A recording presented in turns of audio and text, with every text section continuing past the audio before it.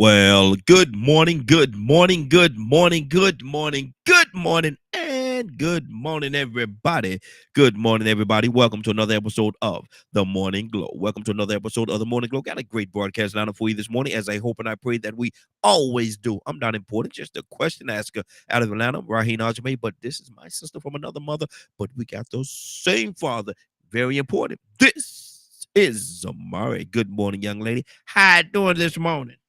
Good. I almost didn't get out of bed. Uh-oh. That would I not be good. That would not be good. Where you doing the show from? I'm laying in the bed. No, no, almost thought about just calling. Lord I Jesus. was like, See? no, because I know it seems like anyway that you've really enjoyed having me on here first Yes. thing. Hmm. And so I'm like, Exactly. because so now I feel kind of like beholden to that. So See, we kick it off. We kick it off every morning. We kick it off. we That's what we do. do. We We kick it off. do. Let me see. I wanna not everybody can embrace this, but I want to ask you this question. How do you get somebody to know, recognize, and realize that they belong in the room? That they belong where? In the room. And when I say belong in the room, I mean, like, a lot of people, they have greatness inside of themselves, but they don't recognize or realize it.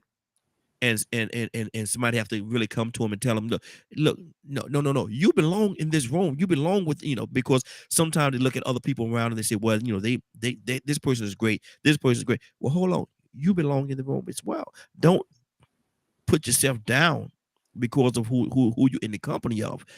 You belong in the room as well. How do you get a person to understand, recognize, and realize that they belong? You smiling, I don't know where you're about to go, but how do you get somebody to recognize that they belong in the room?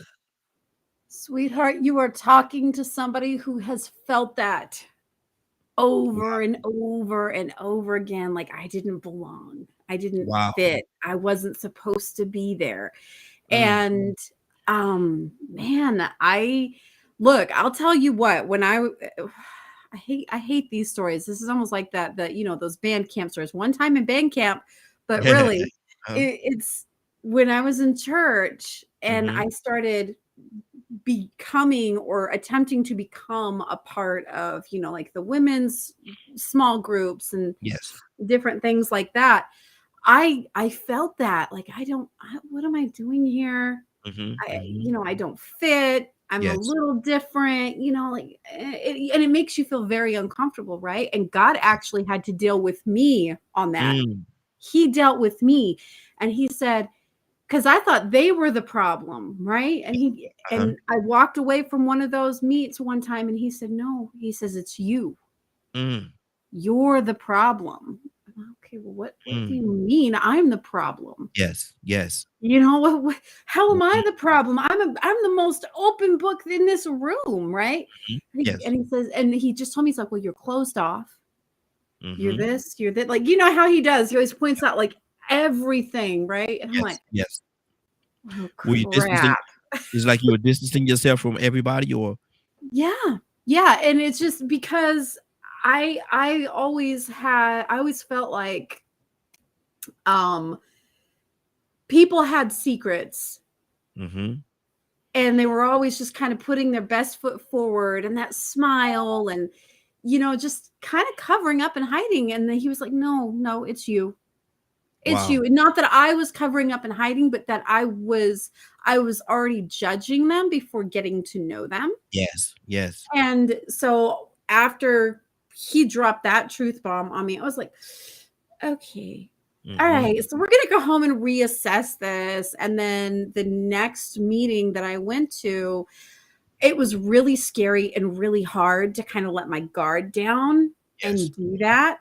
But then when I did it, it's like I flowered and I opened Mm. up in this whole other way and I Yes. saw things from this whole other perspective. And I was like, oh, this is actually so nice. I Yes. love Yes. this feeling. Like it really was me. I really was the problem. Yes. Mm. So, but that's like on that one of those coming to Jesus moments, right? Like God Yes. deals with you. Absolutely. But when you're dealing with somebody who doesn't maybe have that, How do you make them feel like they belong in the room? That's a self issue. I mean, because you can sit there and tell the most beautiful woman in the world that they're beautiful, or the most attractive man in the world that they're attractive, but unless they truly believe it and feel it themselves, they're never going to feel like they are. So I don't really know how you get them to fit in like that. They have to have that faith in themselves first. Mm-hmm. Wow. Wow. Do I'm trying to be careful. Do we You don't have to be sometimes careful with me. no. I just no. It's not that it's with you, but I want to be careful with how I put the question out there Mm. because so many people are listening, and I don't want to offend anyone.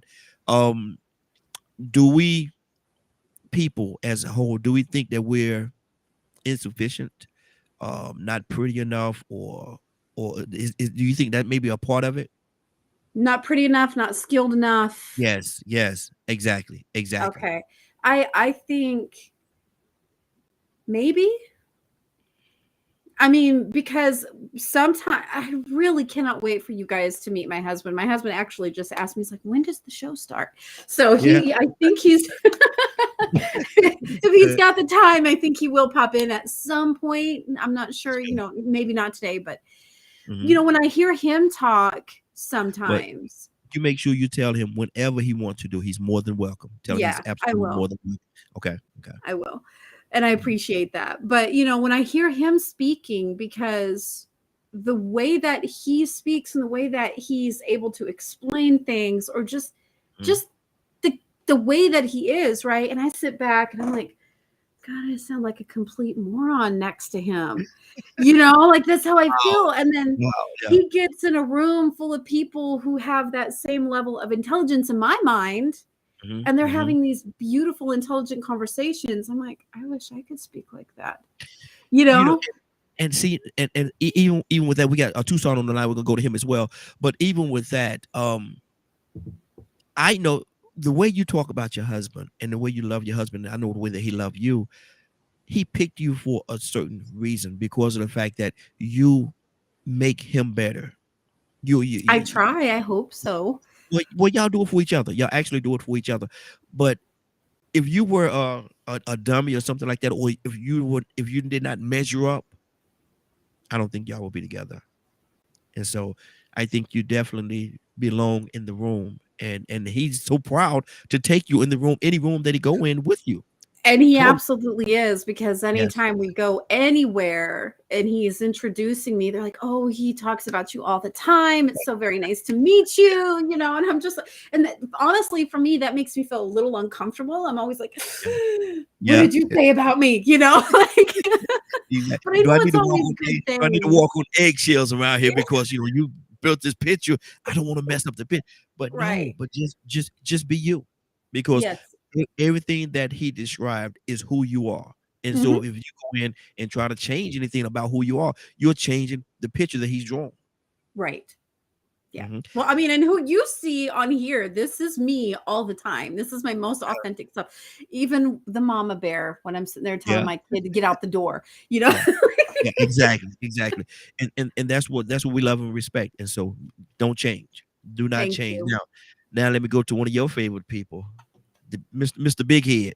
Uh, Tucson. Good morning, sir. How you doing this morning?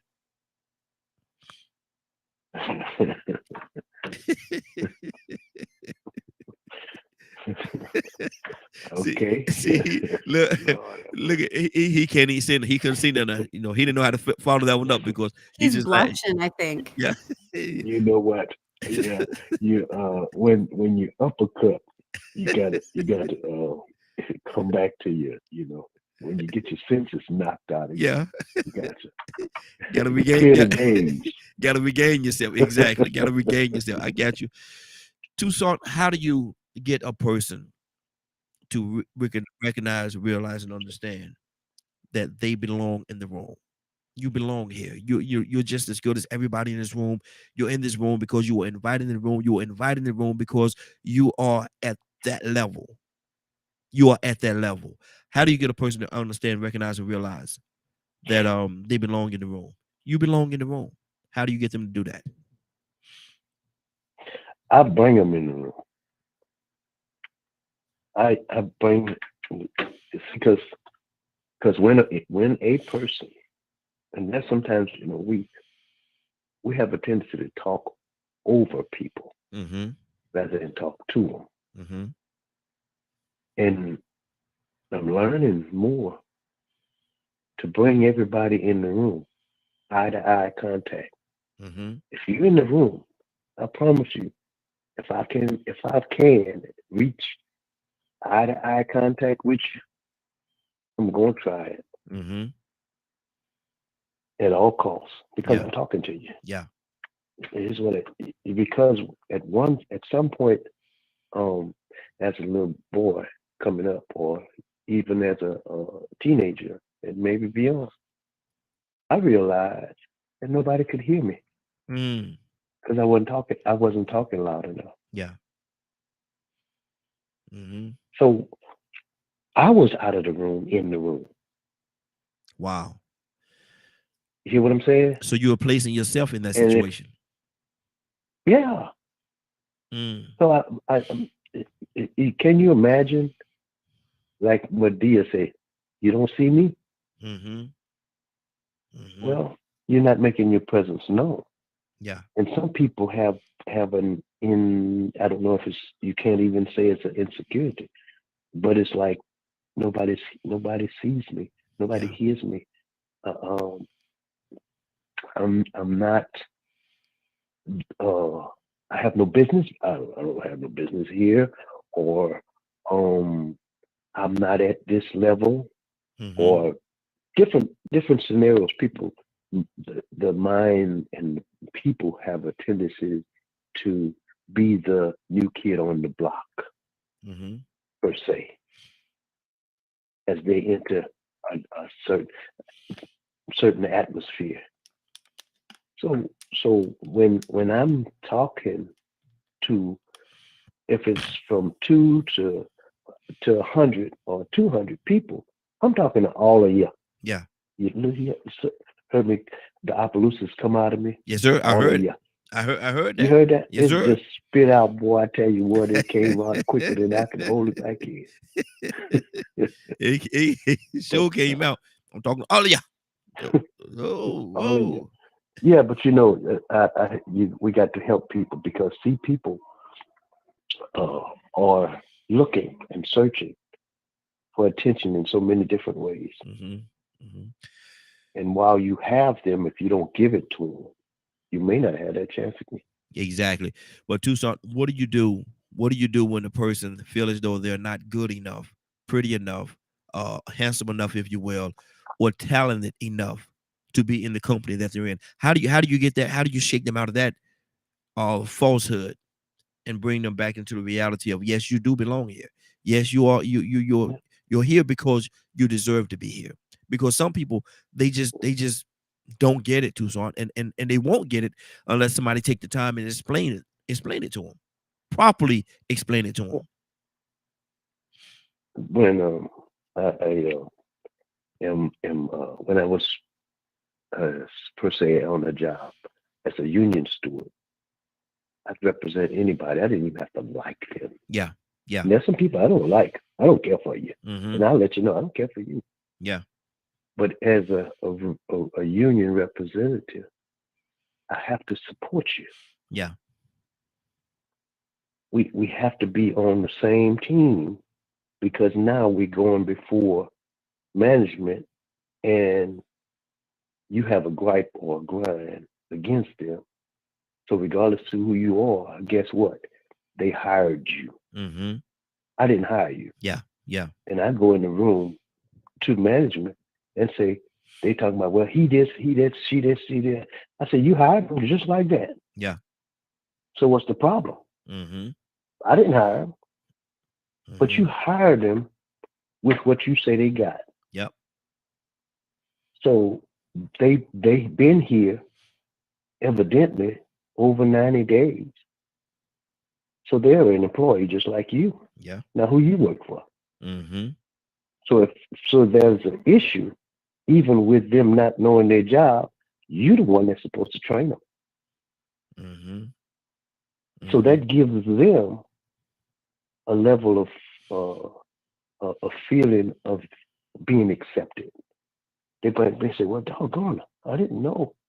Even in the church, you get some people, and that's especially then because I don't like church people.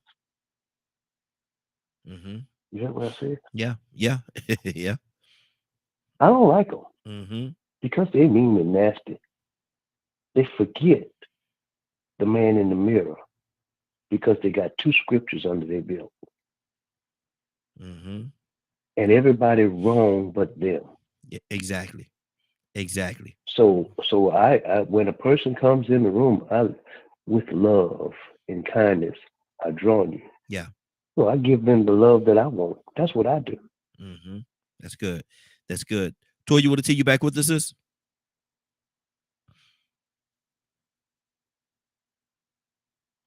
Toy had to step away for a second. She'll be back in a second or two. Zamar, you typed something in the box there. What's on your heart, sis? Talk to me. Which one? Either one. Both of Or them? actually both. Yeah. Mm-hmm. You want me to read it?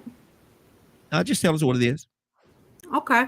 Well, it's basically the gist of it is it's like I said just when we first started, either you have that, you have to feel that first, that confidence within yourself. And either you have it or you don't when you're walking into the room. And sometimes you adjust and then you feel like you belong. You're like, okay, I can do this, whatever. And then other times, if you never adjust, if you never feel like you belong, then those are the ones that are always going to constantly be running away, and they'll put themselves in the corner Mm-hmm. and keep themselves separated. And then they're miserable because they don't understand. Oh, I don't understand why I don't belong. I don't understand why I don't fit in. But they're not giving themselves time ever to adjust. And I'm guilty of that. I know because I've done it, right? Mm. But it's because for me, and I don't know about for everybody else, but for me, it's like I said, like I was always so closed off and guarded and always thinking this or that about people or particular persons. And so yeah, it's hard. And like I said with my husband, when I listen to my husband speak, and he just has such an intelligent way of explaining things, and I'm sitting here and I feel like I'm just falling over my own words, tripping over my own words, and I'm just like, why can't I talk like that? And then Yeah. it does kind of make you feel a certain sort of way. But now, I'm proud of him, and I'm like, okay, and I try to learn from him and glean that from him a little bit. But at the end of the day, I just have to be comfortable with who I am and how I speak, because we're two different people and it's okay. He was Mm-hmm. raised a little bit better than me in that regard. he had he had his grandparents who are very well spoken. Mm-hmm. And Okay. and so he has that. And his mother is a very smart woman too, and she Mm-hmm. she can speak very well as well. I grew up trailer trash, as trailer trash as you could get, and nobody had a right way of speaking, using their Mm-hmm. words. So when you go from that to this over here, then you're just kind of like, I don't know what to do, Mm-hmm. you Mm-hmm. know. So I have learned a little bit better, but I'm still messy like that when it comes to speaking. But I'm okay with it now because what I've learned is people love it. Mm-hmm. How, regardless, just because I'm so unfiltered and I'm just Yeah. me Yeah. and I'm just Yeah. out Exactly. there. Mm-hmm. So it took me a long time to be comfortable with that, but I think that's where a lot of the issue is people just don't embrace their uniqueness Mm-hmm. and understand that they have something to offer to the room, That even when they, individuality. yes, that individuality, like Mm-hmm. whatever makes you you.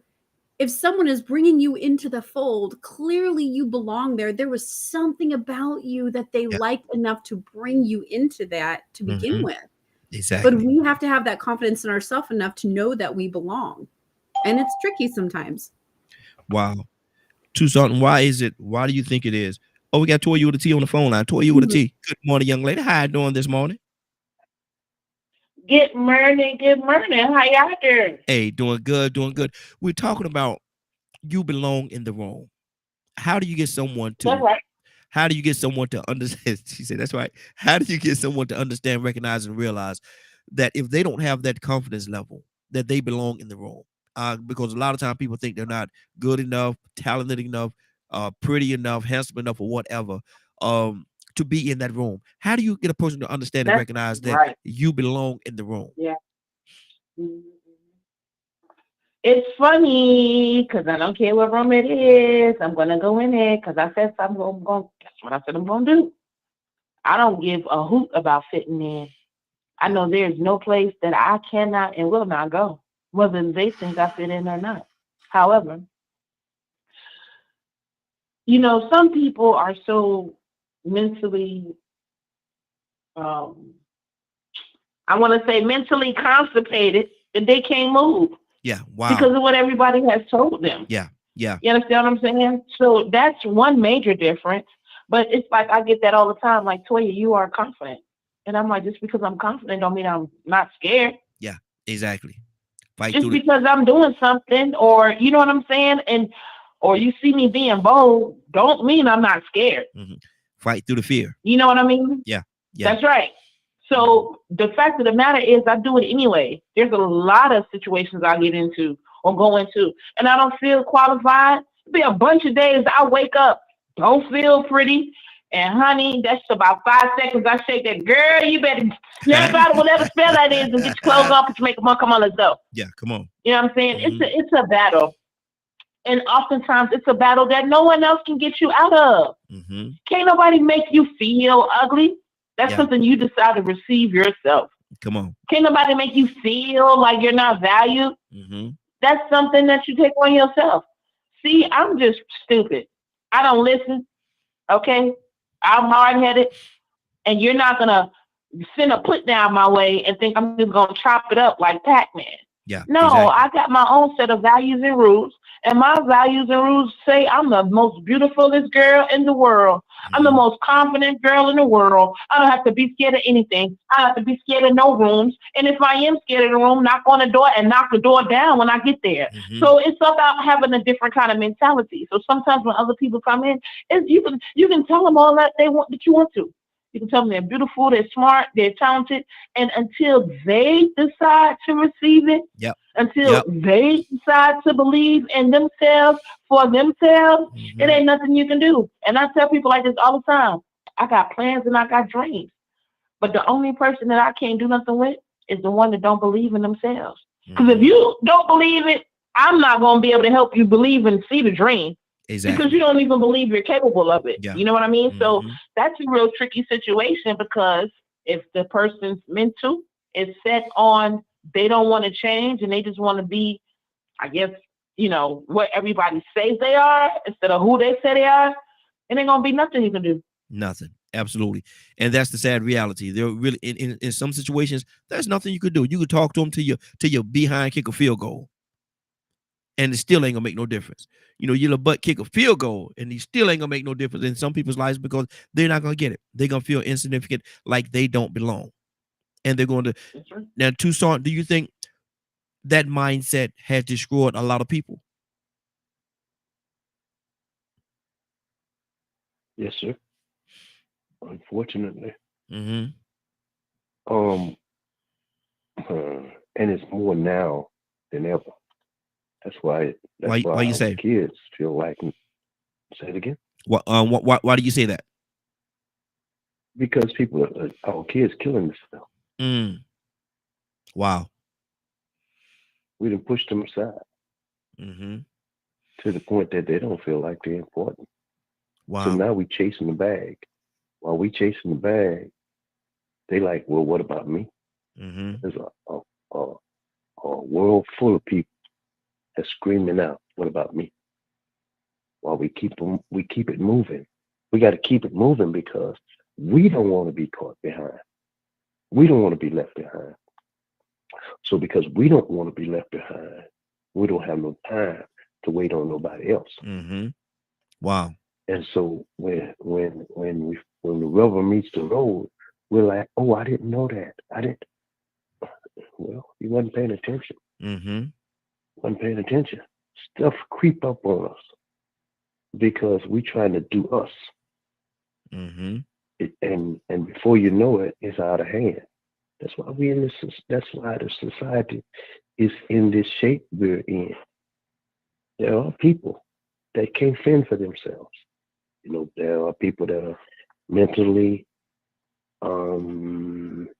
incapable Mhm. of coming into a room and changing their atmosphere. Yes.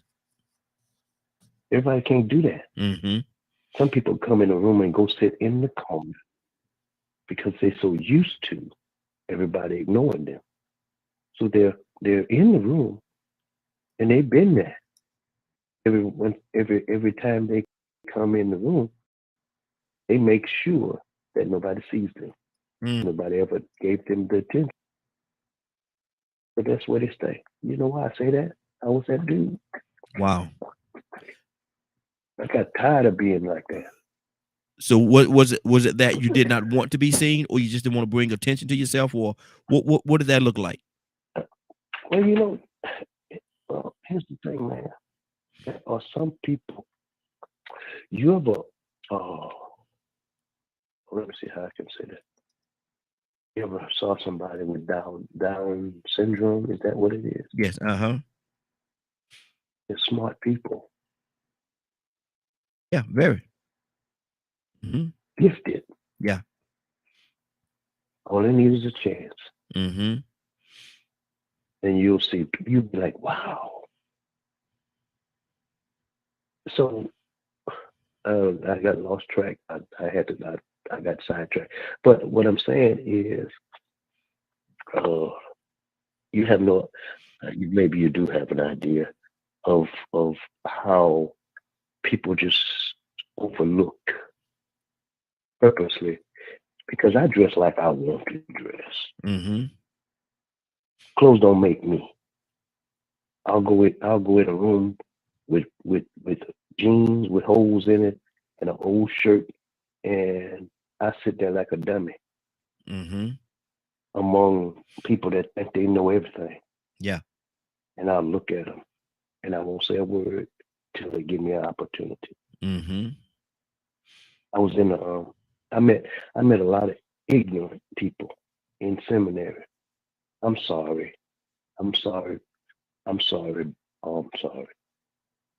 But the instructor said, and this in leadership, they do this often.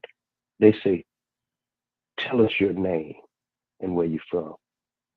And first thing they come up and they say, well, you know, I'm Reverend, I'm Apostle, Bishop, and I just pastor the church, and we doing this and that, and I'm listening. Here's another one coming. He tell all of it, then he tell what he's teaching and everything else, and I'm listening, and all of these, and they said, well, what about you? I said, my name is Donald Toussaint. Mm-hmm. I'm from a little town called Opelousas, Louisiana, and I'm just glad to be here. I said, I was listening, and you asked us who we are. And we start, and I hear all kind of accolades. You didn't ask none of that. Mm-hmm. So there are sometimes people, I don't even know what you asked me right here, but I'm just having flashbacks of this conversation because you have no idea how it is. So people look at you and they run through your whole life based on how you look. Mm-hmm. And you might be missing the best person that can be an influence on your life. You just don't know it. Exactly. Wow. I'm sorry. Yeah. No. You good. Toussaint, you should be a storyteller, brother. You should be. I am. Because I ain't talking about them kind of stories. But oh, I'm with you, Toussaint. You're not talking about lying. Exactly. I ain't talking about them kind of stories, brother. That I know. But my thing is, man, because you have a way of delivering a story, man, that people listen. You had Mario that she had picked up the kids, man, and she was rocking the kids in the chair while they were listening to the story. No, wait a minute. Good morning, sir. Good morning, sir. I can't see you. How you doing? There he is. Hey, man. We've heard. Hey, look here. We've heard so many great things about you. She ain't said nothing bad about you yet. So you're doing good. It's coming. It's coming. No. Absolutely. Look, listen. Let me ask him the question. Is he available? He's unwinding at the moment, but he can hear you. Okay. How do you get a person to recognize, realize, and understand that they belong in the room? Because a lot of times people feel as though they're insignificant, they are not good enough, smart enough, handsome enough, or whatever the case. How do you get a person to recognize and realize they belong in the room? Ooh, come sit down and talk. Come here. I'm gonna let him sit. You get the chair. This old busted chair. No. Hey, good morning, sir. Good to have you. I've heard a lot of great things about you. Good to have you with us. Heard How do you great get that? things. Good to appreciate it. How do you get a person to recognize, understand that they belong in the room? Because a lot of times, like I said, people feel as though they're insignificant, like they don't belong there. How did they even get there? They don't. They battle with that. So how do you get them to? How do you sit that person down? And what's your name? My name's Ryan. Ryan. Right. Yeah. Yeah. Okay. I knew already. I told you she talked about you. But how do you get them to understand that they do belong in the room, Ryan? I guess it really comes down to one, the room, like the environment. Mm-hmm. There's lots of different special occasions, that require different tact when you're dealing with people. Like for me personally, just to give a brief example, is how I grew up. I'm sure she's told you, I was the only white kid for miles where I grew up. Mm-hmm. So going into certain areas or certain rooms, school, church, the store, like, you kind of just looking around because everybody looking at you like you're different, right? Exactly. Yeah. Mm-hmm. So I think it really just comes down to the individuals in the room, like who's there, who's willing to take that step out, right? And as a human being, it's part of our job to see individuals and recognize that they may be uncomfortable or something may be going on, and it's our job, morally, really, to reach out and say something. Hey, how you doing? Break that ice. Yeah. Talina and I, or Z, as you guys know her, we go to a particular establishment on the weekends when we get time to go out away from the kids. And it's a biker bar, right? It's all guys that ride in clubs. You got your white clubs, your black clubs, you got your mixed clubs. But for the majority of the time, it's mostly white folks in there. And we were there eating dinner one night, and there was a young guy, black guy, dreads, sitting off by himself, kind of fidgety, bouncing around. I kept checking his phone, and she said, maybe we should say something to him. I'm like, just give it a few minutes. Like, I want to see what's going on, because I'm a very observant person, especially being ex-law enforcement. I watch everything. Exactly. And we waited maybe 5 minutes and say, hey man, you good? Oh yeah, I'm fine. Kind of short, dismissive. Wait a couple more minutes, and then I reached out again. Hey, you waiting on somebody? Something going on? Like, you come over here and sit with us if you're not feeling comfortable. And he turned us down at first, and then he was like, you know what, forget it. And then he grabbed his chair and he came over. And it turns out, the guy, he was from Africa, and he's a anesthesiologist at the local hospital. And he just kind of goes in there periodically, but he was just kind of fidgety. So, and it turned into a good night, and we made a friend. There you go. Exchange numbers. So, I mean, it's really just about reaching out and making that attempt, breaking that ice, and realizing who you're talking to, right? Not everybody's the same. So don't just assume. Exactly. And how great or how different, how much better would this existence that we have here on earth be if everybody took that stance? Absolutely. I mean, the world will be a better dynamic all the way around. I mean, you know, do they use her name on here? Yeah, they Toya? use Toya's So, name. Yeah. you know, Yeah. Z and Toya, they talk pretty frequently, and I Yeah. had the pleasure of speaking with her. Oh, she's right there. Toya. In the middle, right there, in the middle of the screen.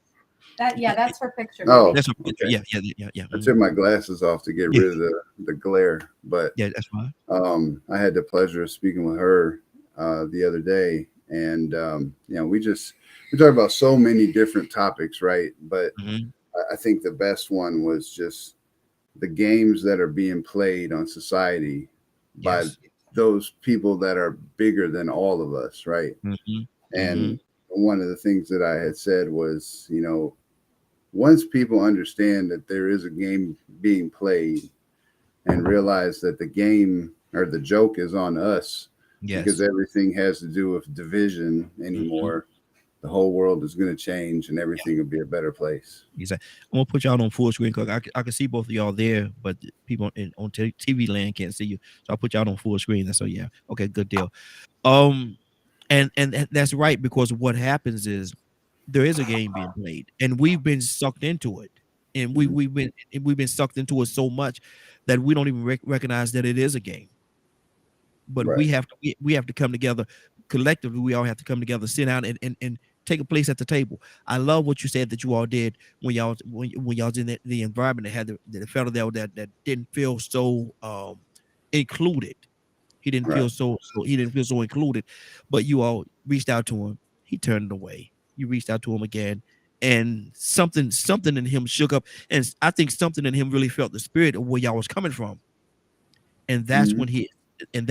when he accepted it. And look what came out of it, man. Look what came out of it. Yeah. Oh, I didn't mean to put myself full screen, Lord Jesus. But that's what we really need to do. We're gonna pour Toussaint. Now this is one of Zamar's favorite people right here. Toussaint. He got a big head now. He crazy. He crazy. He's down there.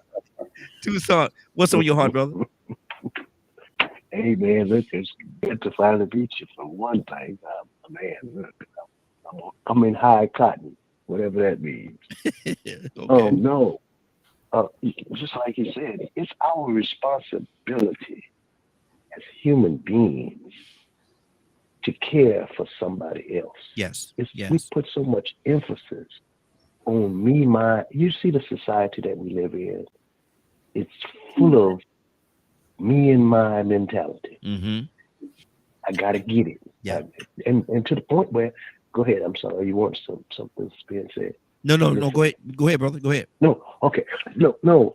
Even to the point that we're so selfish that we don't even have time to bring our own children in. Mm-hmm. That's bad. Yeah. Where you losing the sense of family, and you getting it, getting that bag, because me, and mine has been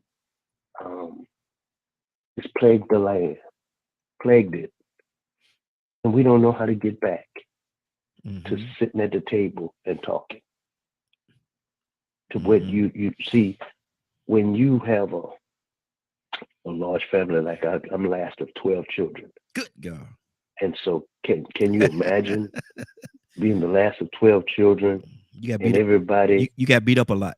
you know, no man, I had big brothers. Oh, okay. The devil is a lie. Oh no. Mm-mm. You better not, because see, if anybody like brothers, if they do me something, they have to answer to the dad. Yeah. And they didn't want to do that. Exactly. Because one thing that you wouldn't do with big families is you better not leave your brother or your sister out there. Yeah. To fend for themselves. Exactly. You better not. Exactly. They better not come back home talking about, oh, that boy at school did what? And what were you? So So they had a responsibility to me, Mm-hmm. and I had to expect them to look out for me. Yeah. Because that was the instructions they got before dad and mom left home. Tucson, let me ask you a And question. when they got Tucson, let me ask you this question. Even in that environment, in your house growing up, you're the last of 12. Have you always felt that you were good enough? Or certainly I thought I I was know. alien. Go ahead. I thought I was an alien Mm, in the group. wow. I was like, and like I said before, I wouldn't talk loud. Mm-hmm. I wouldn't represent myself. Mm-hmm. I didn't So want how did I didn't you want to be heard. how did you misrepresent yourself? If you did not represent, then that means you misrepresented yourself. So how did you do that? Is it in just the fact that you were quiet and did not voice?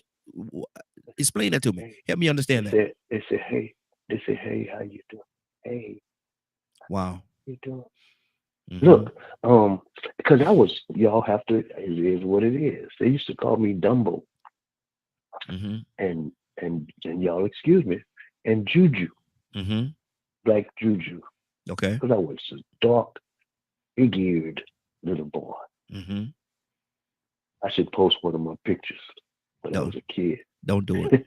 Don't do it. Lord have Don't- mercy. Don't do it, man. Don't.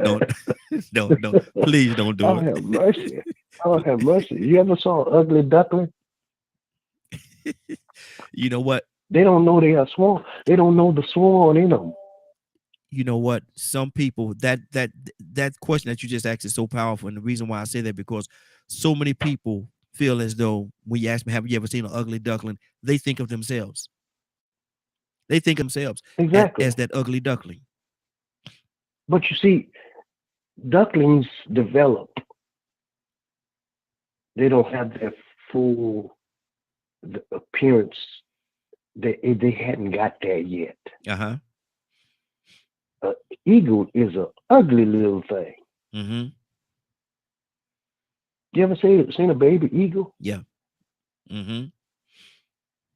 Now, versus a full-grown, bloomed, mature eagle. Now, you would never see the power in the little eagle. Mm-hmm. But when you see him soar in the storm, boy, you got you something. Got you something beautiful. Exactly. So maybe you should look at the little cub in its potential rather than just as it is. Mm-hmm. And that's what we do with people Yeah. every day. Every day. And we don't appreciate. Beauty could be right before us. Beauty could be right before us, and we could be looking at it, and we may not even recognize, realize, or take the time to get to know the person. Toy, you want to see what's on your heart, sis? Talk to me. Yes, sir. I like what Donald just said because I be the littlest thing in the room with the biggest heart. You think I'm a giant? Mm-hmm. You think I'm a giant when I walk into a room?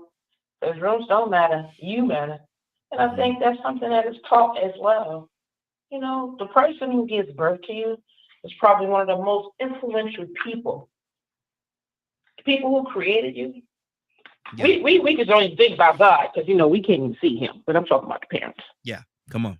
They're the most influential people because they created you. There's something energetic. There's something that's running in your blood and your bones that you need to be told by them that you are great, that you are beautiful, that you matter.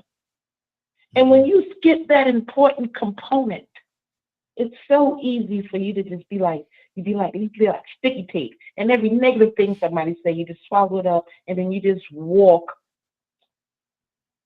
less than, right? Yes. You got to be told, keep your head up. And that's what I was taught. Wow. I was taught, hey, you're a girl, but you ain't got to be stopped. And I know that is very pivotal to the woman that I am today because after that, I chose to be some things, even if it didn't coincide with everything the person that created me said. But he still taught me a certain confidence, letting me know that who I am doesn't lie in anybody else or what they think. And I think that we miss this pivotal part. So as we navigate our ways through life, don't let us have been created by people who put us down and told us we are nothing. And then you ask us why we don't fit when we walk into a room. Mm-hmm. Are you kidding me? The womb that I just came out of don't even like me. Are you kidding me? Wow. Wow. How can I be liked when I know I just got abused by the people that created me? Mm-hmm. These people keep you locked up in the basement at home and you don't even know it. Then when I come out, you're going to ask me why I don't. Mm. So there's a multitude of different influences that some of us could never imagine Yes. on why we don't fit in when we walk into the room. You know what I mean? And there's 1,000 more reasons why, like Ryan, he don't know he my new brother yet. Hey, bro, what's up? You have to reach out to let them know that you are not in the norm. That is just a stereotype. I'm starting to notice this too, y'all, right? I'm like, where are all these racist white people at? Because the ones I keep meeting is nice ones. Mm-hmm. You understand what I'm saying? But it's the whole big agenda. Oh my gosh, y'all just can't stand each other. And every time I meet a new individual, it's not really like that. Kind of like with men, right? Because I'm a woman. It's all men are dogs. Yeah, nope. All of them not dogs, but I know I've been a bigger dog than most of them.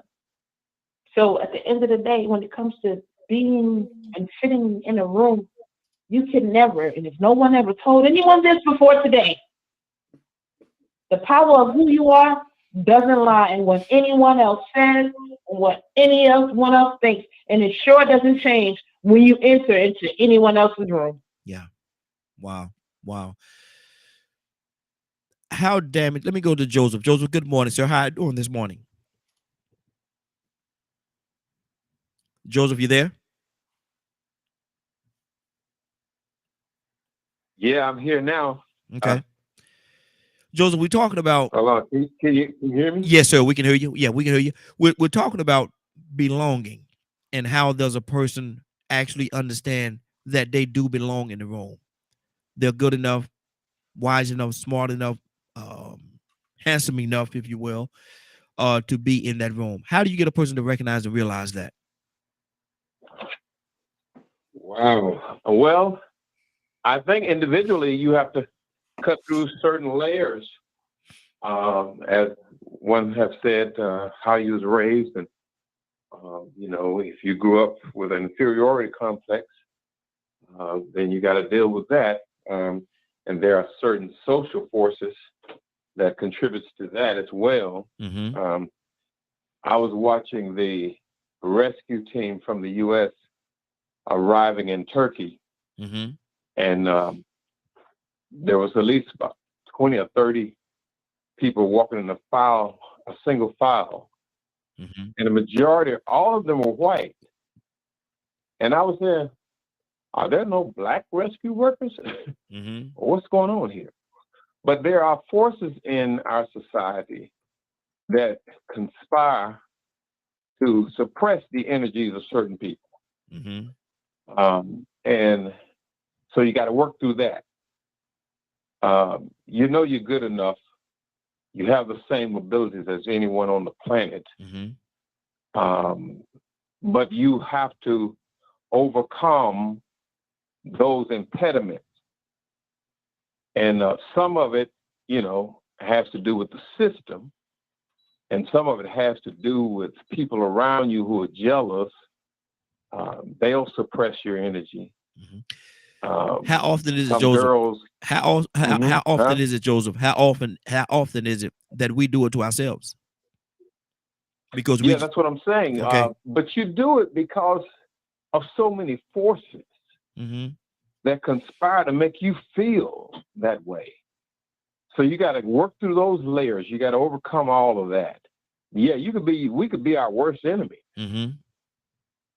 Yeah, but if you're in a society, say you're in Europe, or a homogenous society, or you're in an African country, a homogenous country, there the issues are different. than say in our country.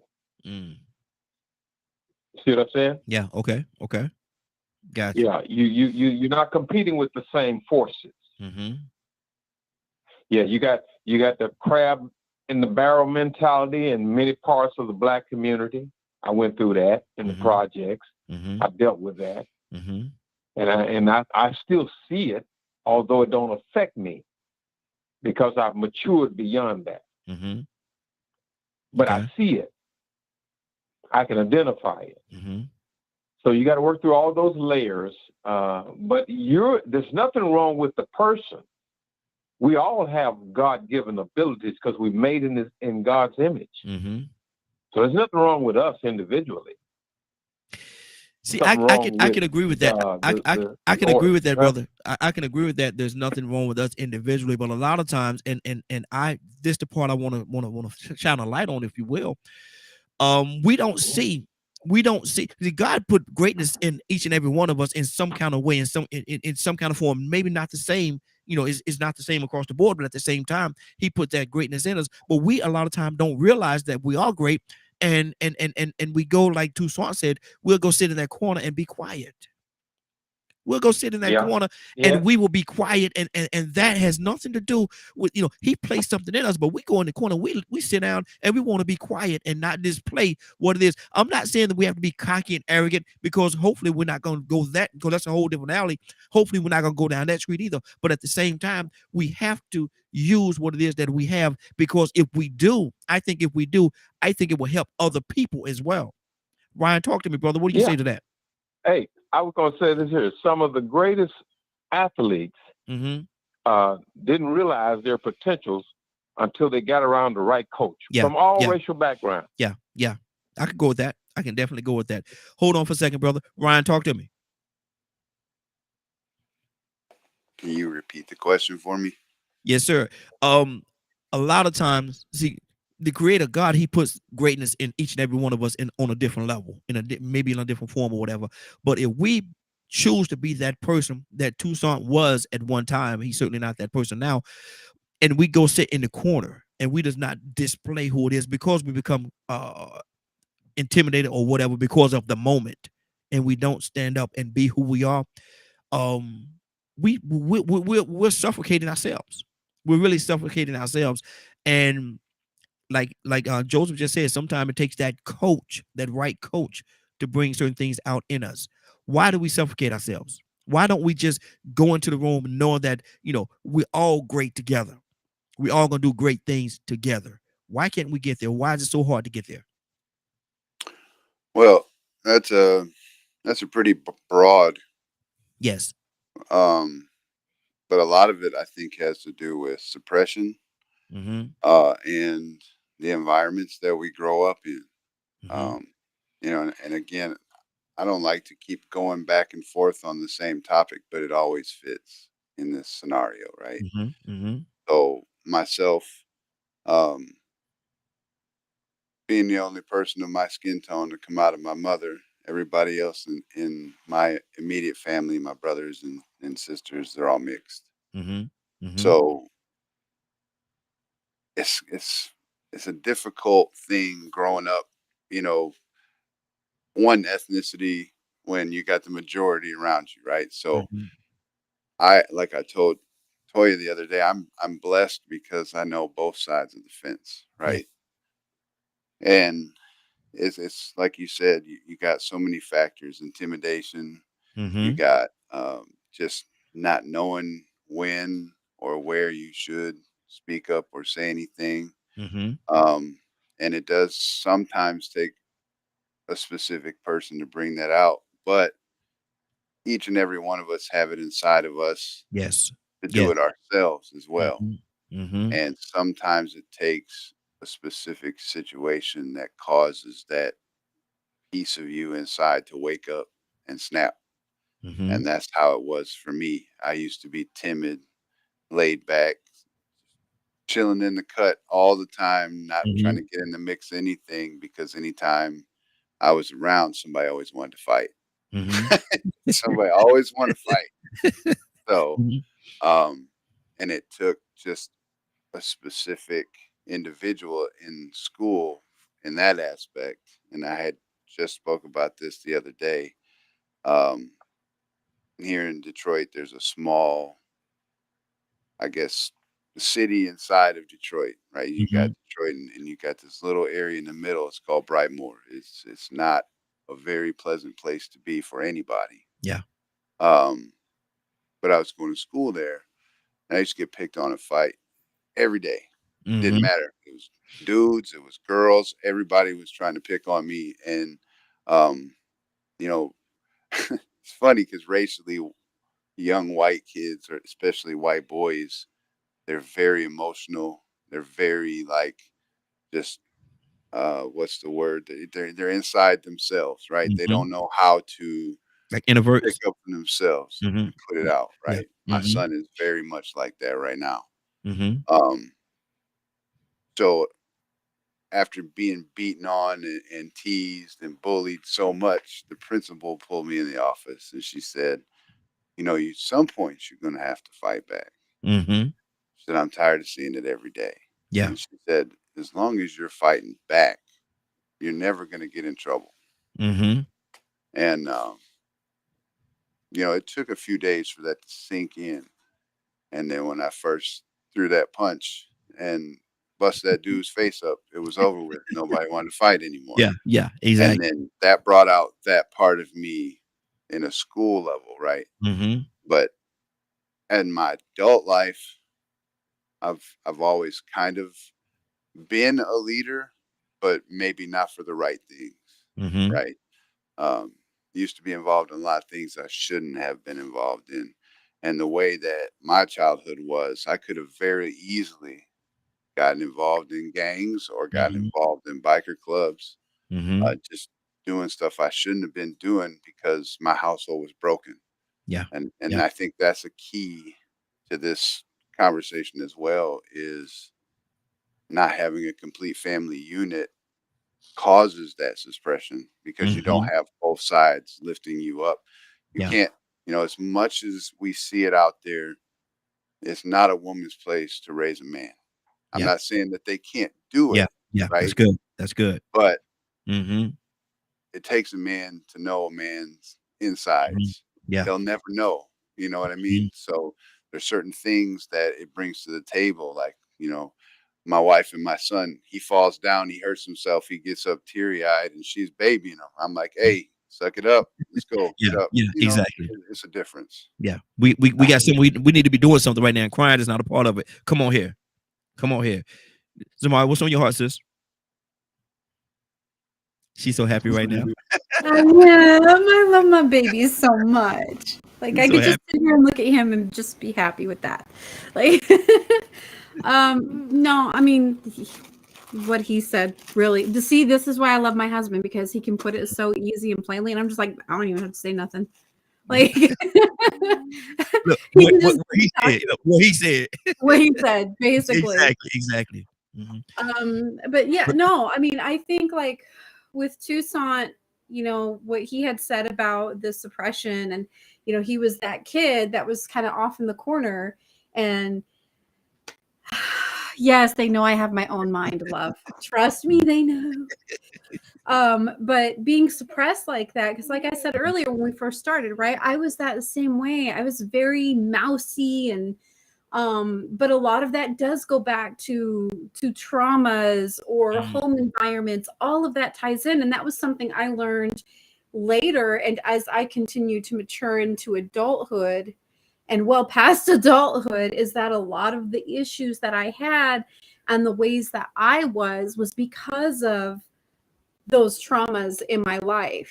And I didn't really ever have the chance to grow or mature in a healthy way and discover who I really was or who I wanted to be or where I really fit in. And so I always kind of felt like that misfit that belonged in the corner. I didn't belong in the room, like you said, with everybody else. I didn't feel like I had a right to be included. And honest to God, like I said, I had that coming to Jesus moment when we were going to church, and God kind of dealt with me on that. But I really do credit a lot of who I am to my husband, and to his grandmother. That is who I credit for who I've become today and how I've kind of come out of my shell so much. And I've found my voice and my power through that. Because without him and his grandmother, especially, like, I don't think I'd be here in this form today. So we just have to find our own power and find our own confidence in spite of what life has thrown at us. And sometimes some people just don't know how to do that. Sometimes it just takes you roaring one time. Yes. And you're good. Wow. 508-924-3521, 508-924-3521. Phone lines open. Give us a call. We'd love to have your input as to what you think about how do you belong? How do you find that place? And what does it feel like? Toya, are you with us? I am with you. What does it feel like, Toya, when you really find that space, that happy place in your life where you know that you really belong and you grow your wings and you start to fly, you start to soar? How does that feel? What is that feeling like? Explain that to me. You feel addictive. Like that was like another high. You feel like if you ever watch like Snow White and Cinderella, which one was it? Snow White. She's the one that had all the animal friends and she would sing to the birds and all that stuff there.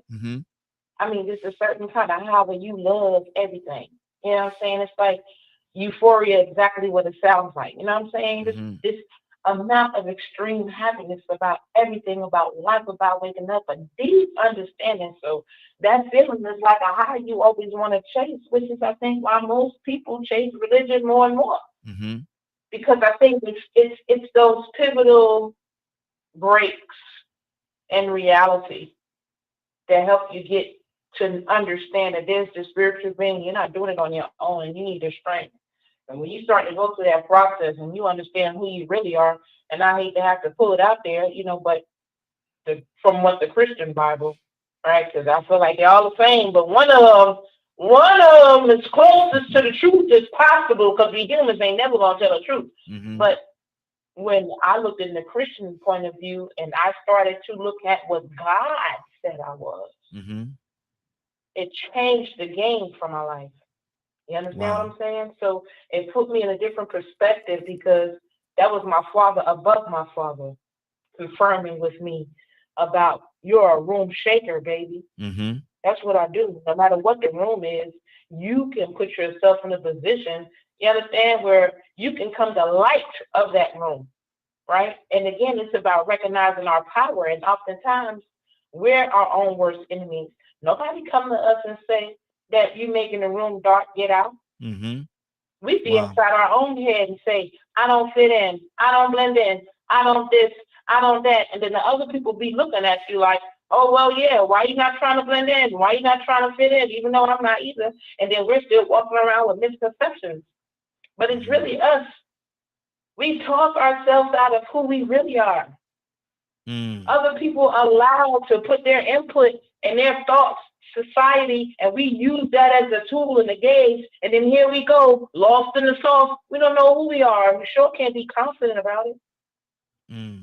Wow. So we have to remember, it is up to us. It is the devil's job to distract us from being royalty, of how smart you really are, the things we really can do. That's their job. But it's up to us to remember and declare.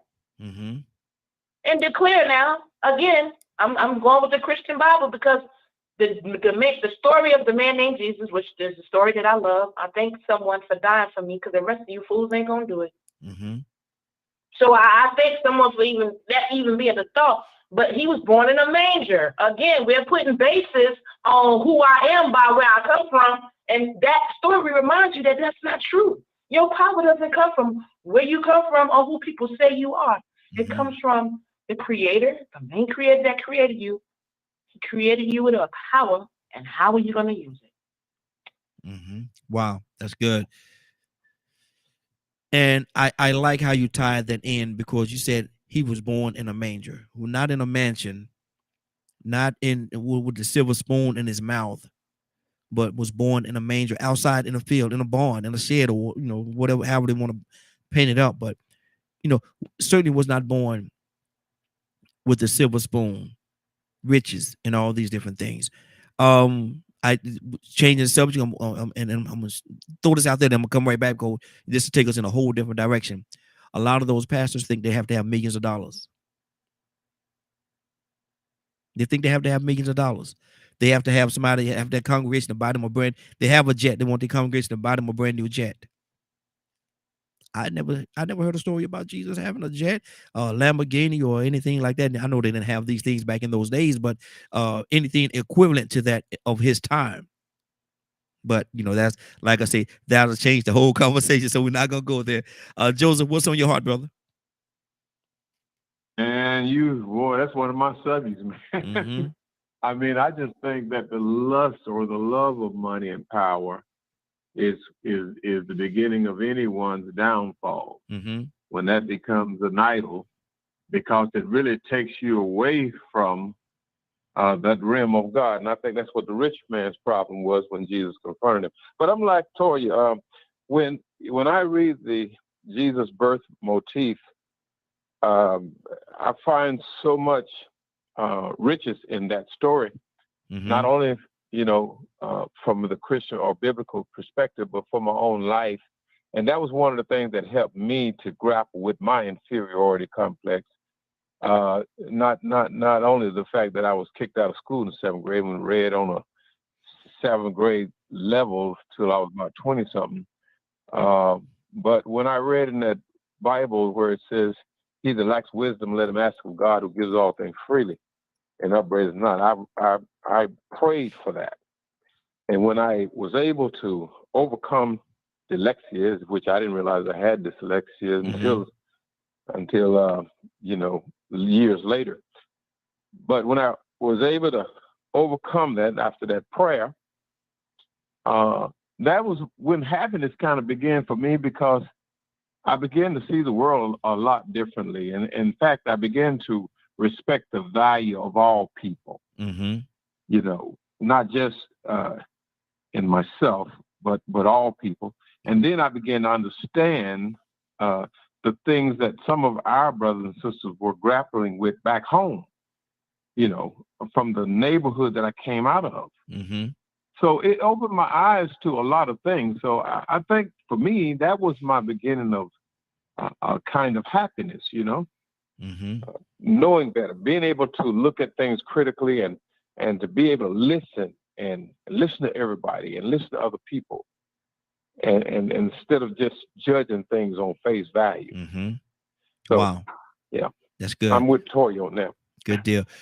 Toussaint, let me ask you this question, brother. Can we really find happiness, joy, and peace if we're not walking in in the fullness of who we are? If we have to shelter and hide in that corner, how do we find peace? How do we find happiness? How do we find joy? Oh man, somebody else has to let you know it's there. Mm-hmm. Somebody else has to usher you into that. Mm-hmm. My mama used to always tell me, she said, she would look at me, young. She say, "You the 7th son." Mm-hmm. I never did figure out what the heck she was talking about. Excuse me. Sorry. Every now and then, Ryan, a word will slip out every now and then. I had to put my little. Yeah, I mean, it is what it is. It is what it is, right? But what I'm saying is, Mama, what you talking about? Mm-hmm. What are you talking about? Because I'm just, what does that mean? Mm-hmm. And she'd always say that. And I was thinking as everybody was talking, when I was a little boy, and I was in the 9th grade, and I decided that I didn't want to play football because the coach grabbed me around the collar. Mm-hmm. And my daddy, and I told him, I said, my daddy don't grab me like that. Mm-hmm. I said, I ain't, and that was it. I was good. really, I thought I was good anyway, because if I could reach the ball, I'd catch it. Mm-hmm. If it touched my finger, I had it. Mm-hmm. I'd chase a ball down. But he grabbed me around the corner and I quit. And I Mhm. decided I wanted to run track from that point on. Mm-hmm. And I didn't know my potential. And I'm not boasting or bragging. I'm just telling you in the conversation that we had. And the track coach wanted to see how fast could I run the quarter. Mm-hmm. And he took two of the 200-meter or 200 yard back then, again, runners, and put one starting with me and the other one at the 200-meter mark. Mm-hmm. And in ninth grade, the little boy, and I was looking at my brothers, and he would always, that boy was so fast, he'd come out the blocks and broke his toe. So and Rodney Milburn, that's him. He's actually a relative of ours. Mm-hmm. Dice. So I knew I had something in me, but I didn't know. So here I am, and the gun goes off, and me and the first one, and he was pretty quick. I knew he was, but Mm-hmm. long story short, I beat both of them. Wow. Mm-hmm. And then I knew, or I had some idea of some of the potentials that I had. Mm-hmm. And from that point on, I mean, through high school, the coach, I was a quarter miler, Mm-hmm. and I wanted to run the relays, the 4x100, or to these sprinters. I say, Coach, ain't nothing but another lane right there. And so if you have somebody that sees you for your potential rather than the coach put it in you. Mm-hmm. A coach. You need a life coach. People need a life coach, because if you don't see it in yourself, you need somebody Mm-hmm. to see it in you. Exactly. That's what I'm trying to say in the long. Mm-hmm. You just need somebody. And Raheem, I think that is our responsibility for those that have felt like that coming up. Mm-hmm. I think the reason why we were like that is at this point in our lives, we see people like that. Mm-hmm. And then we consider ourselves, and we say, okay, I see you. Now let me give you the opportunity to see what's in you. Yeah, exactly. And let me see if I can help you draw it out. Mm-hmm. Ryan, how important is that for a child, that the adult in their life, the role model, if you will, in their life, you tell them, you walk up to them one day and you say, look, I see you. I see you. And that could pour a sense of belong, because a lot of times I grew up in the projects as well, and a lot of times I know people that had great potential, but nobody took the time to tell them, I see you. I see you. And so how much would that mean to a child? Oh, coming from a man who's never known his father, I didn't have any good male role models in my life for a long time other than my grandfather. Mm-hmm. And I guess my wife would say I'm pretty much a spitting image of him, give or take, right? Mm-hmm. Mm-hmm. Man of few words. All you got to do is look at you a certain way, and he mean business, Mm-hmm. but he has a big heart, and Yeah. he'll do anything for anybody that's within his means, right? Mm-hmm. So I know what that did for me. Mm-hmm. And I think that him being in my life and doing the things that he did, and spending the time with me that he did, taking me out and showing me the things that he did, saved me from going over the edge. Mm-hmm. So Wow. it's vital for us as parents to be involved in our children's life and let them know, hey, I see you struggling. I see Yeah. you going through these things, but we can get through this. Let me help you. You just got to let me know. And that's the thing is getting people to uh, speak up, Mm-hmm. and it doesn't always have to be negative. They can speak up on positives, but Mm-hmm. this world is a negative place right now. Yeah. So you got to get out the gunk. Mhm. If Yeah. you don't talk about it, Mm-hmm. uh, and a lot of the cats that I deal with in my job, I'm Mm-hmm. a operations supervisor, so Mm-hmm.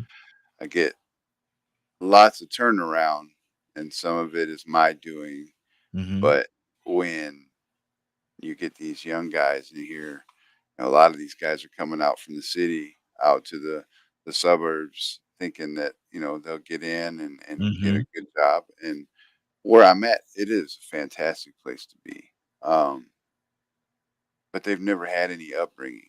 They've never Mm-hmm. had anybody say, "I see you." They've never had Yeah. anybody give them that corrective action.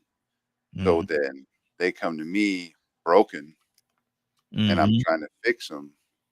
And the hardest part is I don't see color, so Mm-hmm. they're looking at me sideways because I'm trying to teach them something Yeah. and fix them in a way that they've never had it. And a Mm-hmm. lot of those guys, they don't take that information well, Mm-hmm. and they Why? create a And problem. see that, brother, you just said something that's so powerful, man, because it doesn't matter to me if a person is hungry. If a person is hungry and they're extremely hungry, it shouldn't matter where the food comes from. It shouldn't. If you're hungry, and say if me being who I am, and I saw one of my Caucasian brothers, man, and I walk down the street I'm in Atlanta. I walk down the street and I see one of my Caucasian brothers. He's hungry. It shouldn't matter that it's coming from me or who it's coming from. Your brother, you're hungry. Eat, because if you don't eat, you're gonna die. Eat. And see, that man. Go ahead, brother. That's so powerful what you just said. Go ahead. It's true, all right. So it should matter who it's Yeah. coming from, but the problem is these guys grew up however they grew up, missing whoever it was out of their household, so they never had that correction, Mm-hmm. and they don't know how to receive that correction. So then Mm-hmm. they take it the wrong way, and they either lash out in anger, or they Mm-hmm. go report me to HR and call me a racist. Mm, Like, wow. I Yeah. go through the ringer Yeah. on a Yeah. daily basis, Mm-hmm. and Mm. you know the people that I have there at work. I mean, I've got every walk of life in that building, and Yeah. they just look at these guys sideways. Mm-hmm. Like, Mm-hmm. what are you talking about? Just Yeah. Yeah. taking what he's telling you. Like, Mm-hmm. you're 20 years old. He's 42. Yeah. He's trying to give you a life skill Mm-hmm. and leave you in a position to where you can grow and make money, and you could just plant your feet right here Mm-hmm. for the rest of your life, and you're all good. You don't have to worry about looking for Yeah. anything else. And these guys, they just throw it to the wind because either they don't want the correction or they don't care. And I'm Mm-hmm. starting to find that that's another big issue out here right now with young cats. Is they just don't care, Yeah. Exactly. and that comes from not being cared for. Mm-hmm. That's my opinion, but it seems to be pretty valid to me. Mm-hmm. And see, that's what it is, man. Because a lot of times, how do you feed somebody? We talk about feeding them. How do you feed somebody something that they're not used to? How do you feed them? If a person is only used to eating bologna sandwiches every night, and you take a great big old T-bone steak and mashed potatoes and a nice meal, you take it to them, and They might look at you like you look crazy, man. Because hold on, man, what the baloney at? Where's the what the baloney? Because they're not used to that. And so keep doing what you're doing, brother. You're needed. I appreciate everything that you're doing for them. You're absolutely needed, man. And we can't save. We have to know and understand that we can't save everybody, but the ones that we can will make an absolute difference. Will make a It's difference. funny you say that because one of my employees just said that to me today. Wow. Even though I had a short day, he said, because I got an individual who's starting to become an attendance problem, right? And I done pushed management off of his case. They're trying to write him up to get rid of him and do all these things. And I'm providing every avenue for this young man to stay at work. And today he called out again. So the one guy I was with this morning, he just looked at me. He's like, "Man, I see you help everybody." He said, "But you can't help everybody. Not everybody wants to be saved." So Exactly. It's funny you said that. Exactly. And that's the reality, man. You can't. Even though we want to, it's in our heart to.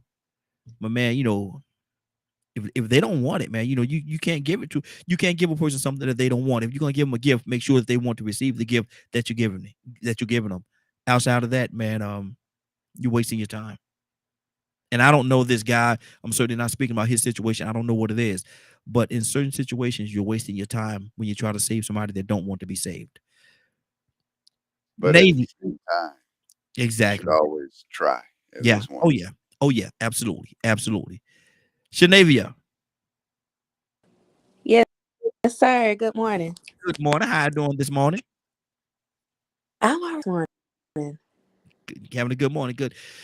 We're talking about how does a person know that they belong in the room? Shanavia, how did you recognize that you belong in the room, that you're good enough, you're smart enough, you're pretty enough to belong in the room? How did you recognize and realize that? That's interesting because I had to unlearn that first. And somebody had to plant a seed in me and let me know that I was worthy to even. And then the next person came along and watered that seed. So I had, we took a few weeks ago, or maybe a week or so ago. And if it was not for my village positing those things inside of me, I would have never known, because all was that I was different. And other than my mom, we were us in the household, and where my grandma taught me to speak your mind, in the household with my mom, that would get you busted upside your head.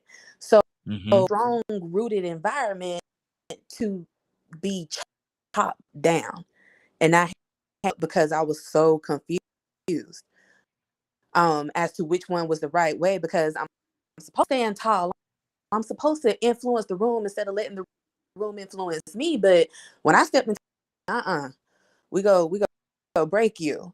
And so part of me had I learned, and through those deposits, those nuggets with my village.